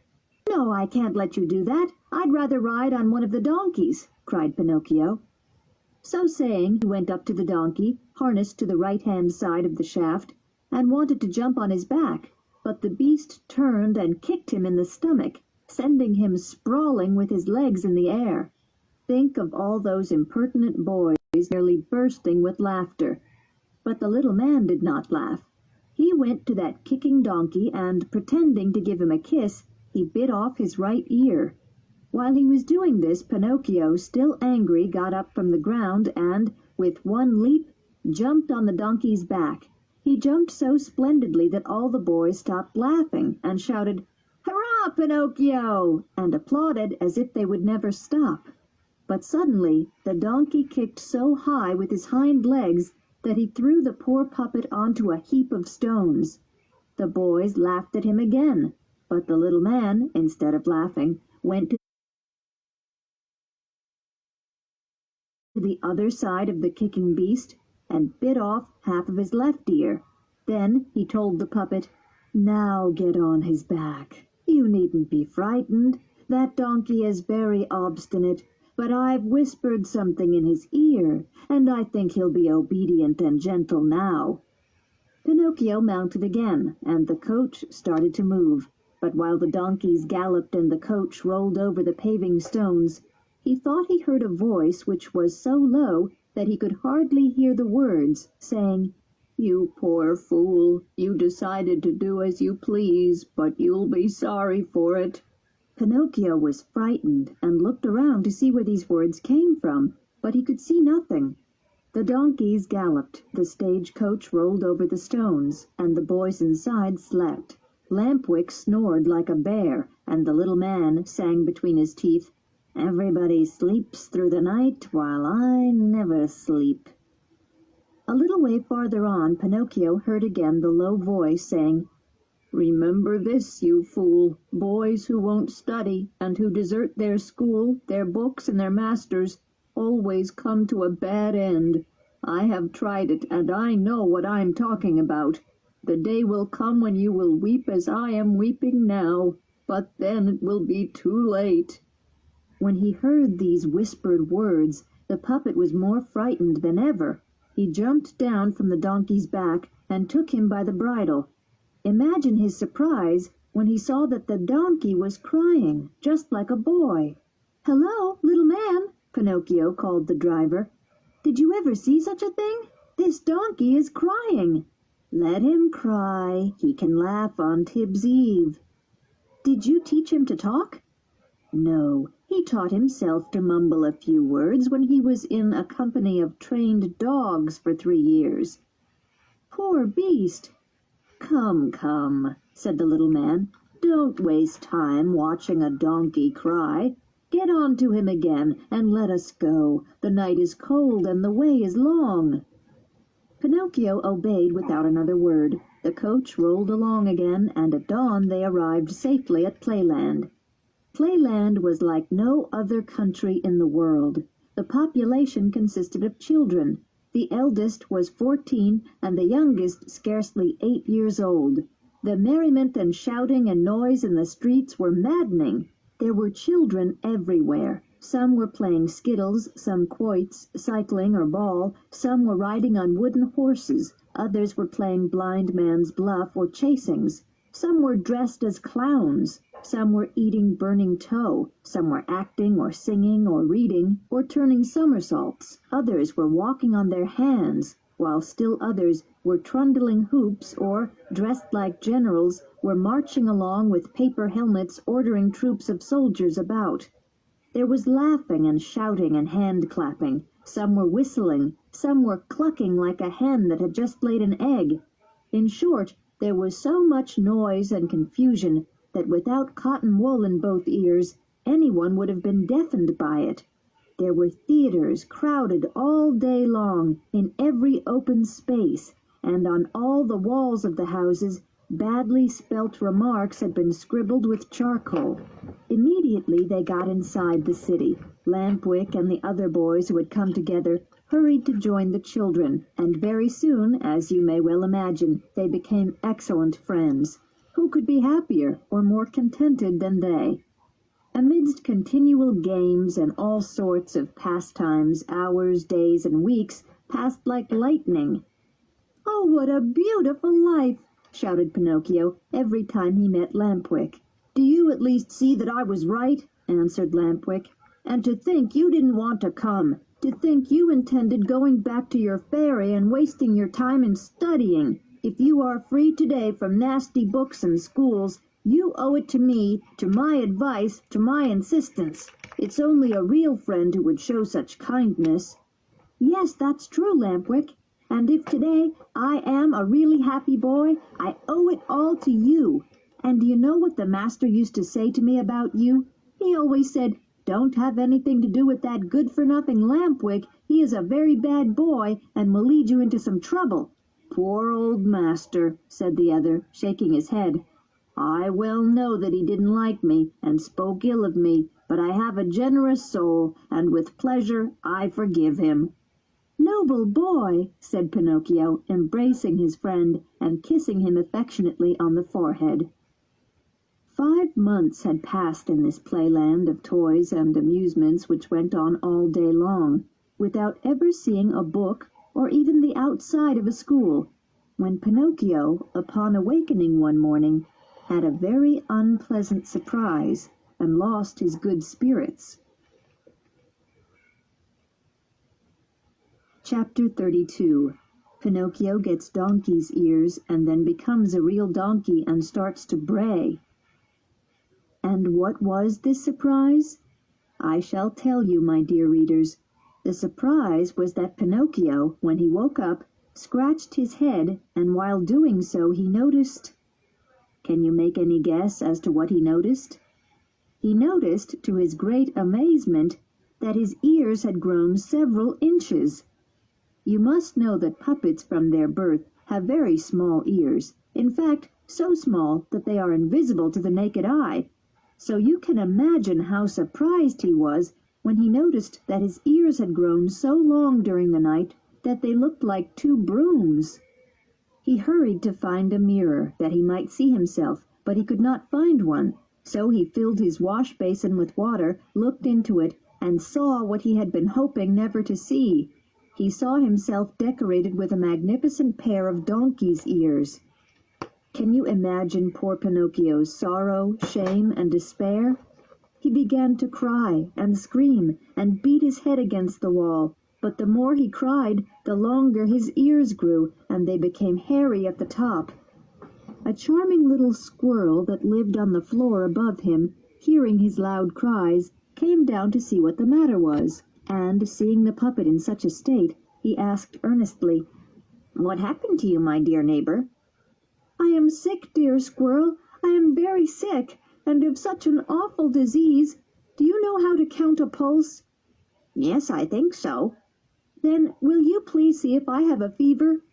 The squirrel put her right forepaw on Pinocchio's pulse, and then said with a sigh, "My friend, I am very sorry, but I have bad news for you." "What is it?" "You have a very dangerous fever." "What kind of fever is it?" "Donkey fever."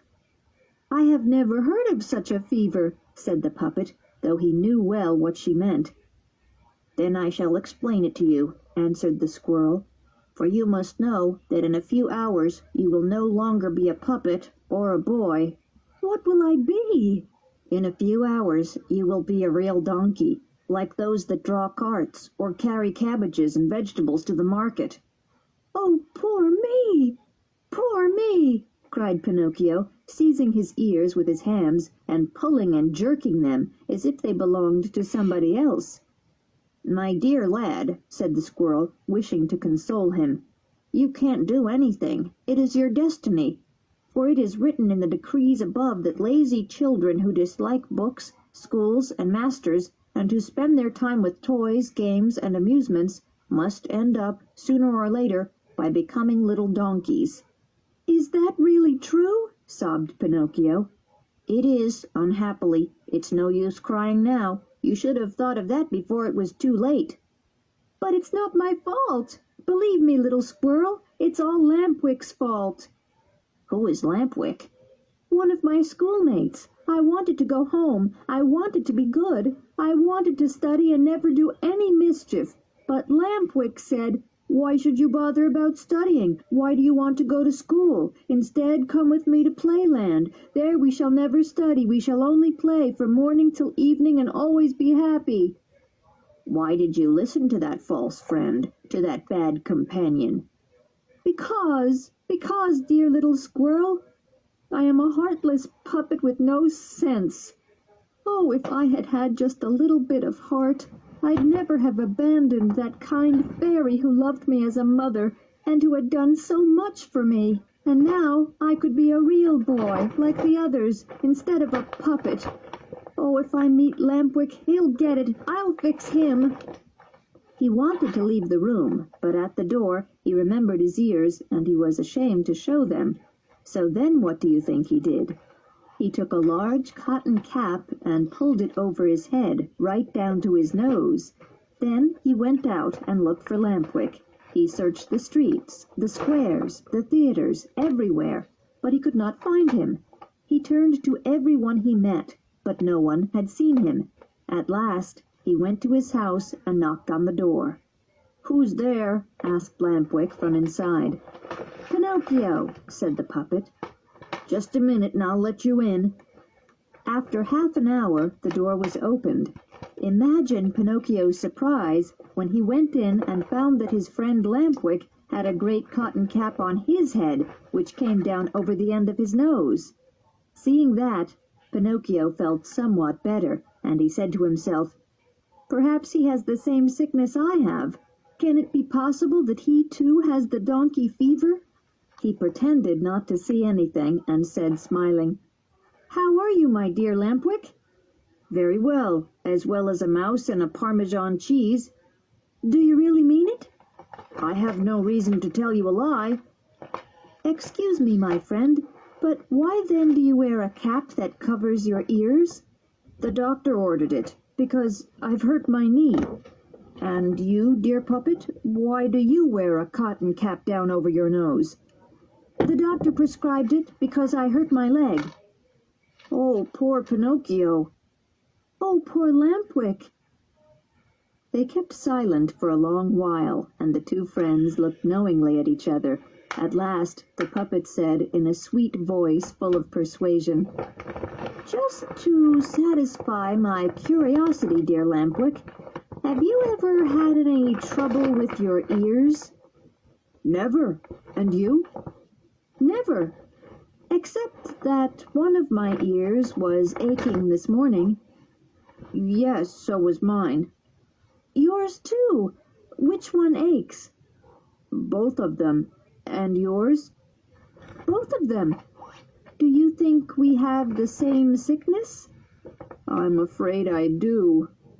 "Will you do me a favor, Lampwick?" "Yes, with the greatest pleasure." "Will you let me see your ears?" "Why not? But first, I'd like to see yours, dear Pinocchio." "No, you be the first." "No, dear fellow, you first, and then I'll show mine." "Well," said the puppet, "let us agree like good friends." "What to?" "We'll take off our caps at the same time. Agreed?" "Agreed." "Then ready," and Pinocchio began to count in a loud voice. 1, 2, 3. At 3 they took off their caps and threw them in the air. And then something happened that sounds unbelievable, yet it was true.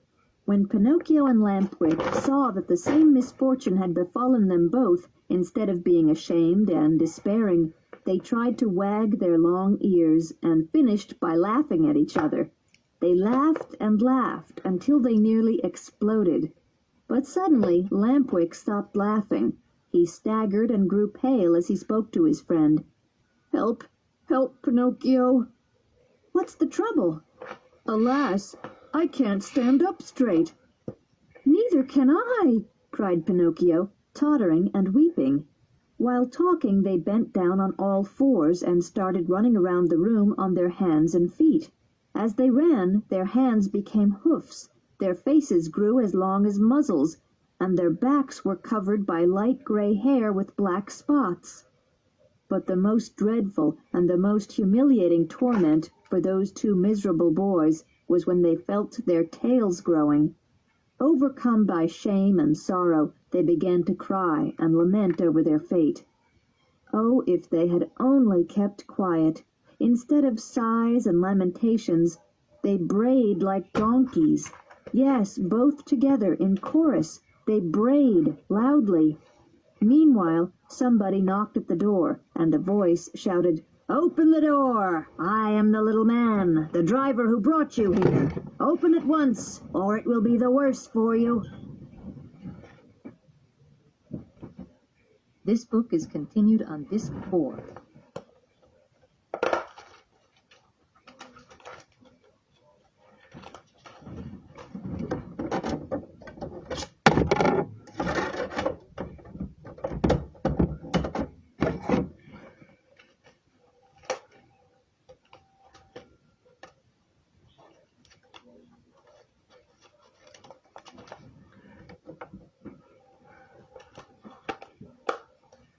Pinocchio by Collodi. Disc 4. Chapter 33. As Pinocchio becomes a real donkey, he is sold to the manager of a show and learns how to dance and jump through a hoop. But he is lamed one evening, and then is bought by a man who decides to make a drum of his skin. As they did not open the door, the little man kicked it open and addressed Pinocchio and Lampwick with his usual laugh. "Hurrah for you! You brayed very well. I recognized your voices at once. And now here I am." At these words the two donkeys became silent. Their heads were hanging down, and their tails between their legs. At first the little man stroked and patted them. Then, drawing forth a currycomb, he combed them well. Then they were shiny, so that he could see his face in them, and he bridled them and took them to market, hoping to sell them at a profit. Indeed, buyers were not lacking.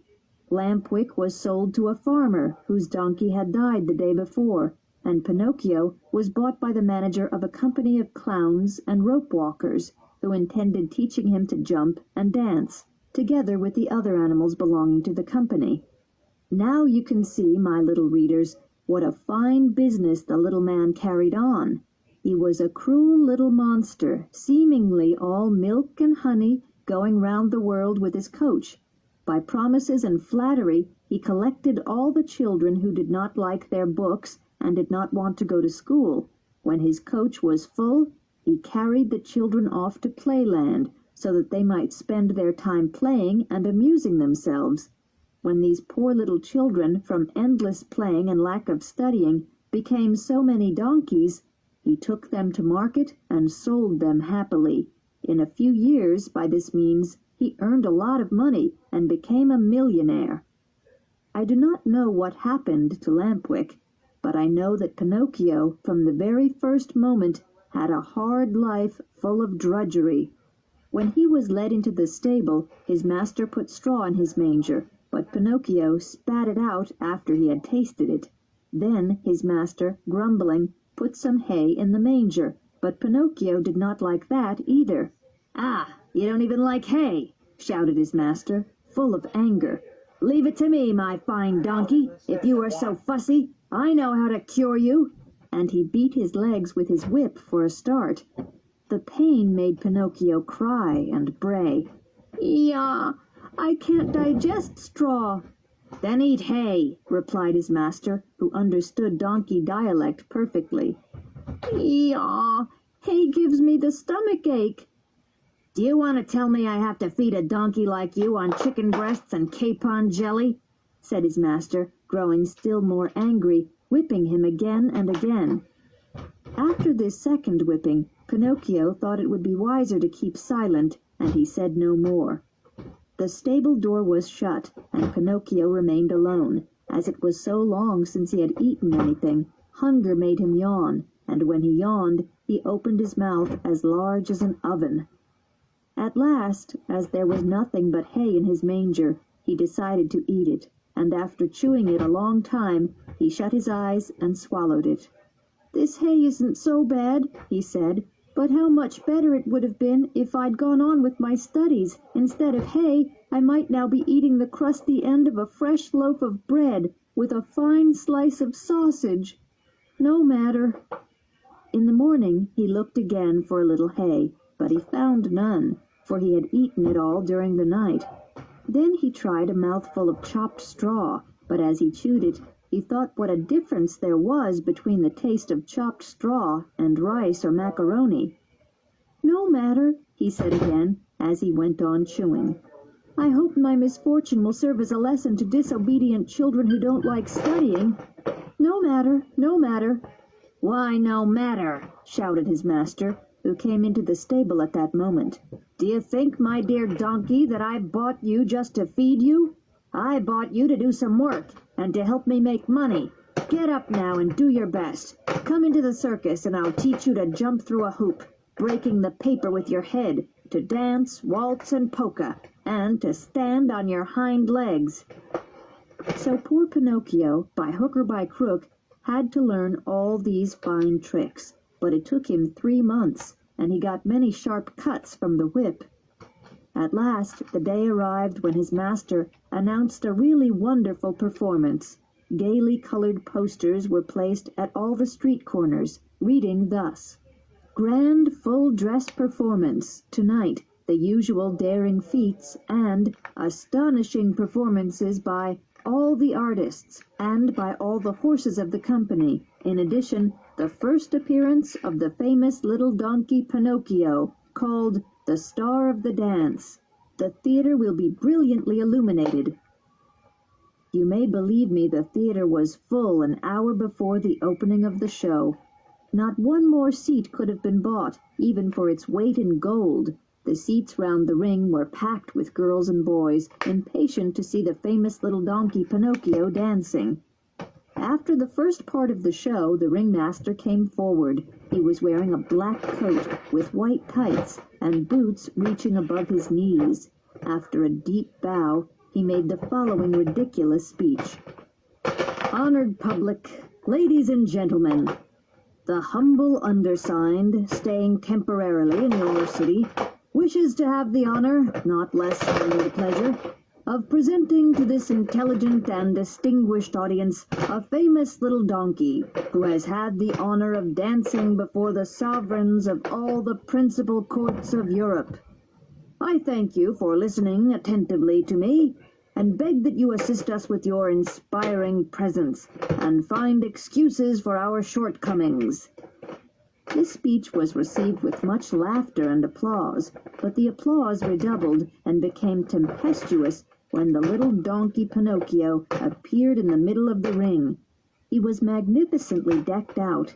He had a new bridle of shiny leather, with brass buckles and studs, and white camellias behind his ears.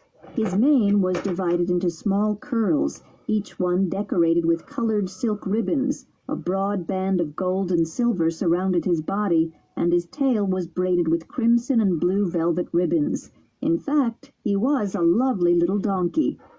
Presenting him to the public, the manager added these words: "Honorable audience, I am not here to tell you untrue stories about the great difficulties I had to conquer in order to capture and subjugate this mammal, as he was feeding wild and free in the mountains and plains of the torrid zone.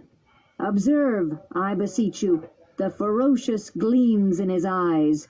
After every tender means of taming him failed, I was forced to use the last resort, the whip. Yet all my kindness, which should have increased his love for me, only made him fiercer day by day. However, following the system of Gaul, I found on his cranium a bump, which the Faculty of Medicine in Paris declared to be the generator of hair and of dance. Therefore, I have taught him to dance, and also to jump through hoops and frames covered with paper. Admire him and judge him, but before I take my leave of you, permit me, ladies and gents, to invite you to the performance of tomorrow evening. Should bad weather threaten, then the show, instead of tomorrow evening, will be set back to tomorrow at 11 o'clock in the a.m." Here the ringmaster bowed again, and then, turning to Pinocchio, he said, "Come, Pinocchio, before you start your performance, salute this distinguished audience. Ladies, gentlemen, and children." Pinocchio obediently bent his knees and remained kneeling until the ringmaster cracked his whip and shouted, "Walk!" Then the little donkey got up and walked around the ring. After a while the ringmaster shouted, "Trot!" Pinocchio obeyed the order and started to trot. "Gallop!" And Pinocchio broke into a gallop. "Run!" And Pinocchio ran as fast as he could. Suddenly, while he raced round the ring, the ringmaster raised his arm in the air and fired off a pistol. At that, the donkey, pretending to be wounded, fell down as if he were dead. As he rose up, amid applause and clapping of hands, he lifted his head and looked up at the people, and there he saw, in one of the boxes, a beautiful lady who wore a heavy gold chain round her neck, from which hung a medallion. On the medallion was the portrait of a puppet. "That is my portrait. The lady is the fairy," said Pinocchio to himself, recognizing her immediately. He was so overcome with joy that he tried to cry, "Oh, my dear fairy! Oh, my dear fairy!" But instead of these words, there came forth from his throat a bray, so long and loud that everyone present laughed, and especially the children. Then the ringmaster, to teach him that it was not good manners to bray like that before the public, struck him on the nose with the handle of his whip. The poor little donkey put out his tongue and licked his nose at least 5 minutes to ease the pain he felt. But how great was his disappointment when, turning to the box again, he saw that it was empty. The fairy had disappeared. He thought he was going to die. His eyes were full of tears, and he began to cry bitterly. However, no one noticed it, least of all the ringmaster, who, cracking his whip, shouted, "Courage, Pinocchio! Now show this gracious audience how elegantly you can leap through the hoop." Pinocchio tried 2 or 3 times, but each time he came to the hoop, he thought it easier to run under than through it. At last he leaped through it, but his right hind leg caught in the hoop, and he fell heavily to the ground on the other side. When he got up, he was lame, and could walk back to the stable only with great difficulty. "Bring out Pinocchio! We want the little donkey! Bring out the little donkey!" shouted the children, who were all very sorry about his accident. But the little donkey did not appear any more that evening. When the veterinary surgeon, that is the animal doctor, saw him the next morning, he declared that he would stay lame for the rest of his life. Then the ringmaster said to his stable boy, "What can I do with a lame donkey? Why should I feed him if he can't work? Take him to the market and sell him." As soon as they came to the market, they found a buyer who asked the boy, "How much do you want for this lame donkey?" "5 crowns." "I'll give you 5 pence. You mustn't think I'm buying him for use. I'm buying him only for his skin. I see he has a very hard skin, and I want to make a drum for the village band." You can imagine how Pinocchio must have felt when he heard that he was to be a drum. As soon as the 5 pence was paid, the new owner led the little donkey to a rock by the shore, tied a stone to his neck and a long rope to one leg. Then he gave him a sudden push, and Pinocchio fell into the water. Pinocchio, with that stone on his neck, went immediately to the bottom, and his owner, holding the rope tight, sat down on the rock to wait until the donkey was drowned, so that he might skin him.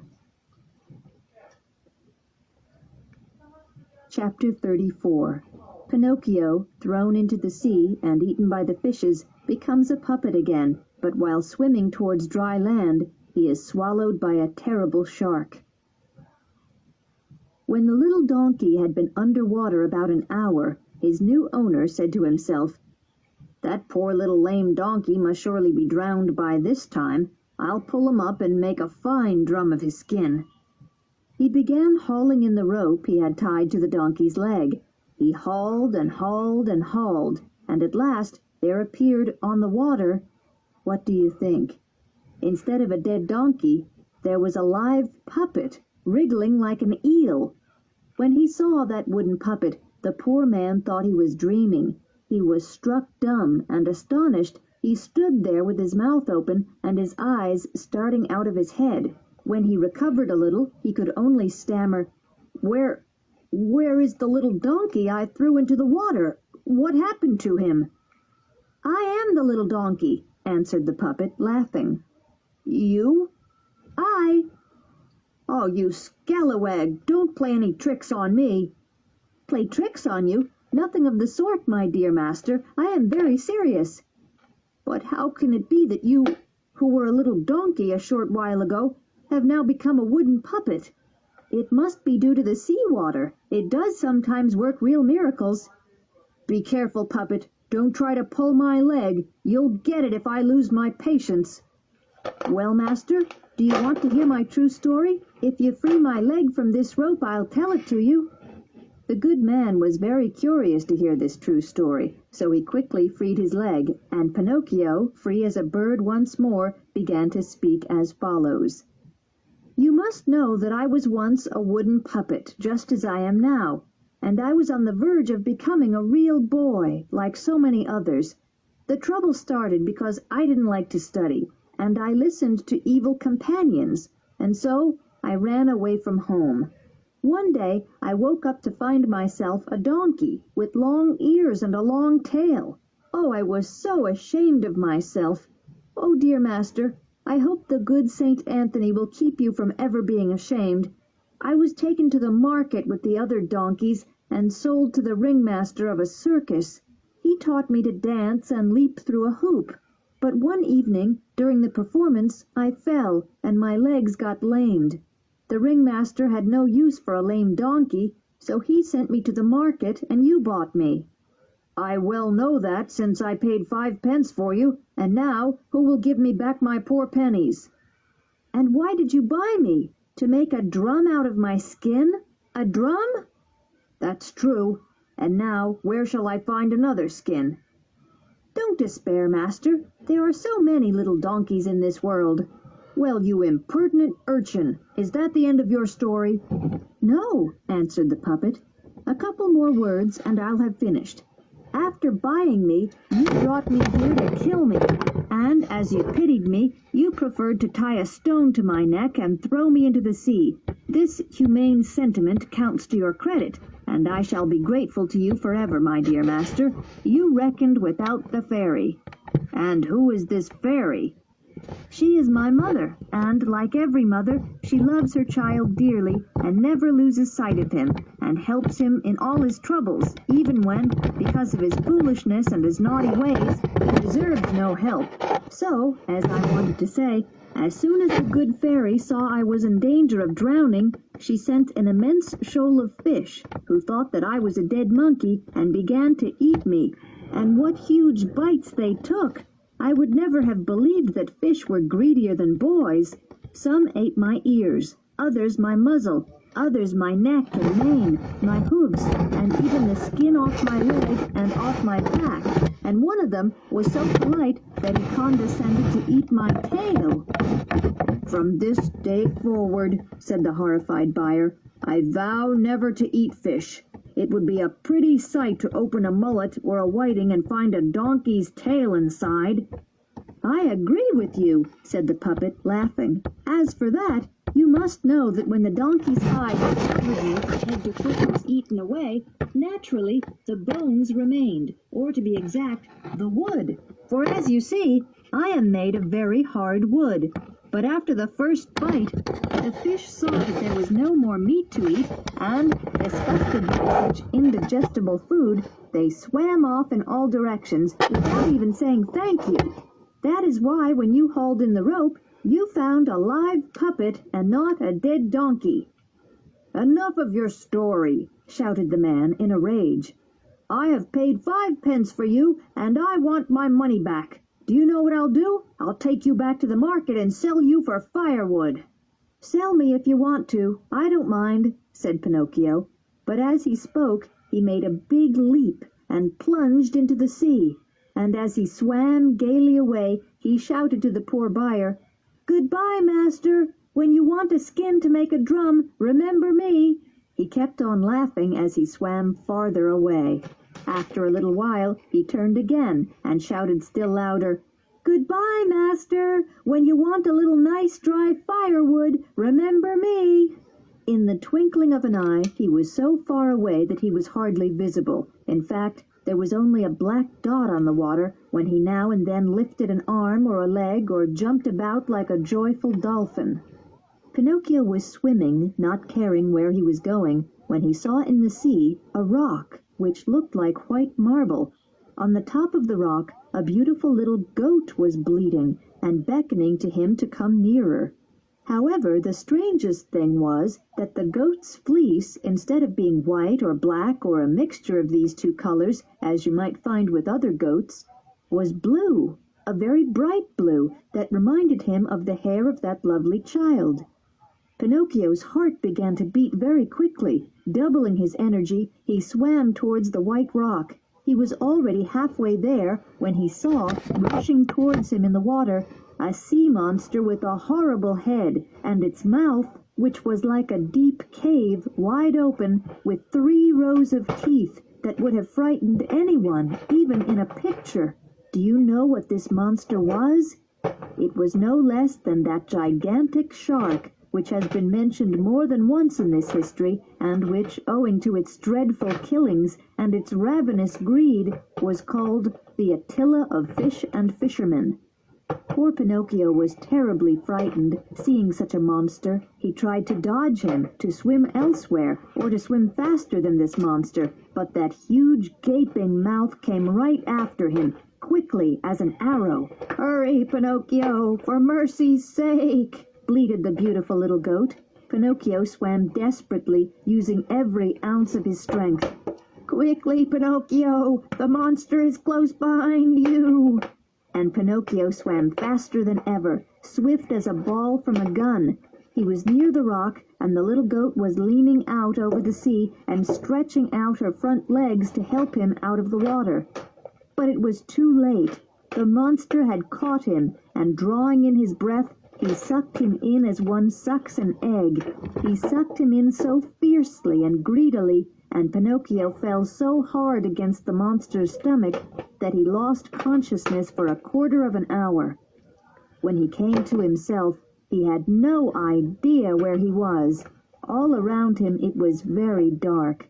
The darkness was so thick and deep that he felt as if he had dived head first into a bottle full of ink. He listened, but he heard nothing. Only from time to time a great gust of wind blew in his face.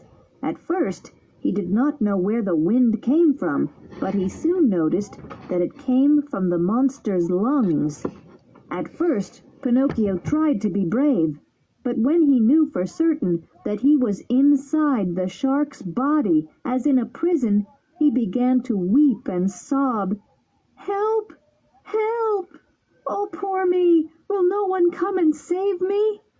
"Who could come to save you, you miserable wretch?" said a voice in the darkness, like a guitar out of tune. "Who speaks?" asked Pinocchio, frozen with fear. "It's I. I'm a poor tunny fish who was swallowed at the same time as you. What sort of fish are you?" "I have nothing to do with fishes. I'm a puppet." "If you're not a fish, why did you come here that the monster should swallow you?" "I didn't come here. He swallowed me. What are we going to do now in this cellar?" "We must resign ourselves and wait for the shark to digest us." "But I don't want to be digested," shouted Pinocchio, beginning to cry again. "Neither do I want to be digested," said the tunny, "but I'm wise enough to console myself with the thought that when one is born a tunny, it's more dignified to die in the water than in oil." "Stuff and nonsense!" cried Pinocchio. "That is my opinion," replied the tunny, "and opinions, as our tunny politicians say, must be respected." "However that may be, I want to get away from here. I want to escape." "Escape, then, if you can." "This shark that has swallowed us, is he very big?" "His body is more than a mile long, and I'm not counting his tail." While they were talking in the darkness, Pinocchio thought he saw a gleam of light very far away. "What can that light be that I see so far away?" asked Pinocchio. "It's one of our fellows in misfortune who, like us, is waiting to be digested." "I'm going to find him. It might possibly be an old fish who could tell me how to get out of here." "I hope so, dear puppet." "Goodbye, Tunny." "Goodbye, puppet. Good luck to you." "Where shall we meet again?" "Who knows?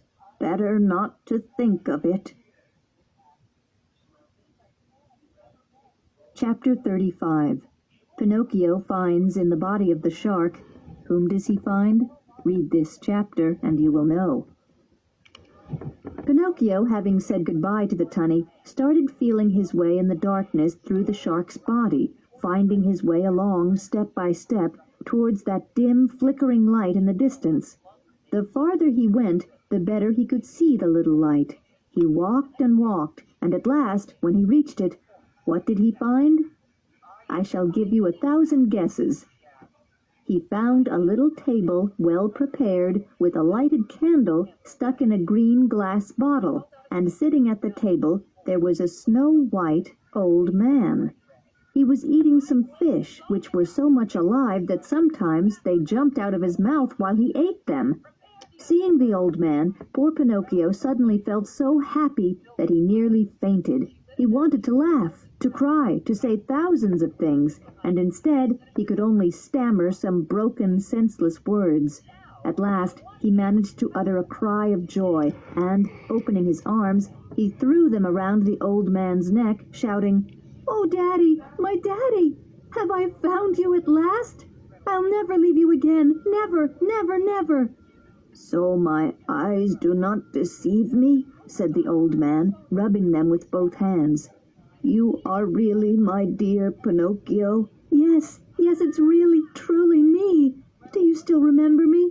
Oh, my dear Daddy, how good you are. And to think that oh, but when you know how many things I've been through and how many things have gone wrong, you know, dear Daddy, that the very same day you sold your coat to buy me a primer so that I could go to school, I ran away to the puppet show, and then the showman was ready to put me in the fire, the better to roast his mutton. It was the same man who gave me 5 gold pieces to bring to you, but I met the fox and the cat, and they took me to the Red Crab Inn, where they gobbled up everything like hungry wolves, and I was left alone in the night, and I met assassins who ran after me, and I ran, and they followed me, and I ran, and they were still after me, and I ran until they hung me on a branch of the big oak tree, where the beautiful child with blue hair sent a carriage for me, and the doctors, when they looked at me, said straight away, 'If he isn't dead, it shows that he's alive.' And then I told a lie, and my nose began to grow so that I couldn't get out of the room. And I went with the fox and the cat for the very purpose of burying the 4 gold pieces, for I'd spent one of them at the inn, and the parrot laughed at me, and instead of 2,000 gold pieces, I didn't find anything. And when the judge heard about it, he put me in jail to please the thieves. And when I left the prison, I saw a bunch of grapes, and I was caught in a trap, and the peasant, who was perfectly right, put a dog collar on me and made me guard the poultry yard. But he soon found out that I was innocent and sent me away, and the serpent with the smoking tail started to laugh and broke a blood vessel, and then I came back to the beautiful child's home, but she was dead, and the pigeon saw that I was crying and said, 'I saw your father making a boat to go after you,' and I said, 'Oh, if only I had wings too,' and he said, 'Do you want to go to your father?' And I said, 'Do I? Of course I do, but who will take me?' And he said, 'I will take you,' and I said, 'How?' And he said, 'Get on my back.' And so we flew all night, and when morning came we saw the fishermen looking out over the sea, and they said to me, 'There's a poor man in a tiny boat who'll soon be drowned.' And I knew you at once, for though you were so far away, my heart told me it was you, and I made signs to you to come back." "I recognized you too," said Geppetto, "and I would have been glad to come back, but how could I? The waves were so high, and a giant one upset my boat. A horrid shark that was near came towards me as soon as he saw me in the water, and sticking out his tongue, he swallowed me as if I had been a tart." "How long have you been shut up in here?" asked Pinocchio. "It must surely be 2 years since that day. 2 years, my Pinocchio, that have seemed like 2 centuries. "How have you managed to live here? Where did you find the candle and the matches to light it? Who gave them to you?" If you listen, I'll tell you the whole story. In that same storm that overturned my boat, a merchant ship was also sunk. The sailors were all saved, but the ship was lost. The shark had a very good appetite that day, and after he had swallowed me, he swallowed the ship too." "What? How did he do it?" asked Pinocchio in amazement. "All in one mouthful. All that he spat out was the mainmast, because it stuck between his teeth like a fishbone. Luckily for me, the ship was full of cans of preserved meat, biscuits, bottles of wine, dried grapes, cheese, coffee, sugar, candles, and matches. With all those provisions I have been able to live for 2 years. But now my supply is exhausted. There is nothing left in the pantry, and the candle you see is the last one." "And then?" "And then, my dear, we shall remain in the dark." "Then, dear Daddy," said Pinocchio, "there is no time to lose. We must find a way to escape immediately." "To escape? But how?" "We might escape through the mouth of the shark into the sea and swim away." "That's all very well, dear Pinocchio, but I can't swim." "That doesn't matter. I am a good swimmer. You can come on my back, and I'll carry you safely to the shore." "It's no use, my boy," answered Geppetto, with a sad smile, shaking his head. "A puppet like you, only 3 feet tall, could not be strong enough to swim if I were on his back." "Try it and you'll see." Without another word, Pinocchio took the candle, went ahead, and showed his father the way, saying to him, "Follow me, and don't be frightened."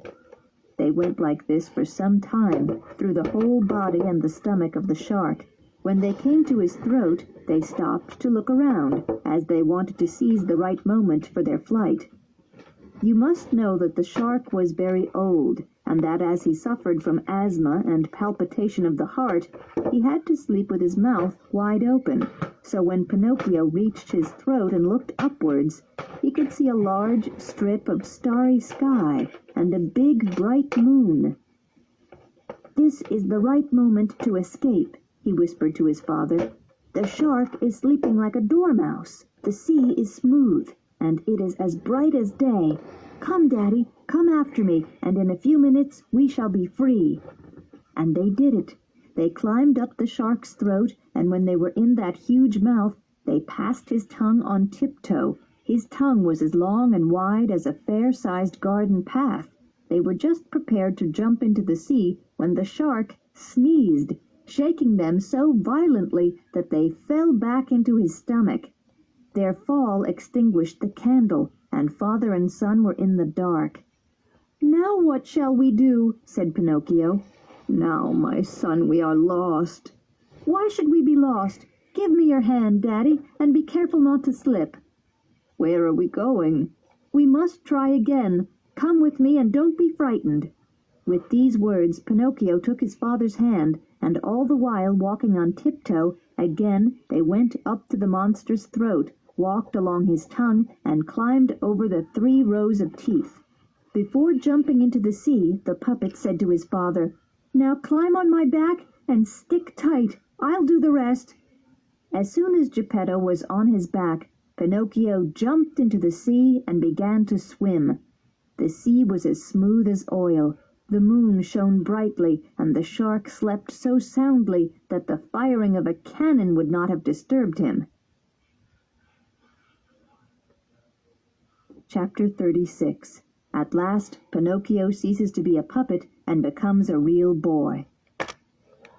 While Pinocchio was swimming towards the land as quickly as he could, he noticed that his father, sitting on his back with his legs in the water, was trembling violently, as though feverish. Was he shivering because of cold or of fright? Who knows? Perhaps a little of both. But Pinocchio thought he was frightened, and he tried to comfort him. "Courage, Daddy. In a few minutes we shall reach land and be safe." "But where is this land?" asked the old man, growing more uneasy every moment, and blinking like a sailor threading a needle. "Here I am looking everywhere, and I can't see anything but water and sky." "But I see land, too," said the puppet. "You know, I am like a cat. I see better at night than in the daytime." Poor Pinocchio pretended to be cheerful, but he was rather discouraged. He grew weaker and breathed with difficulty.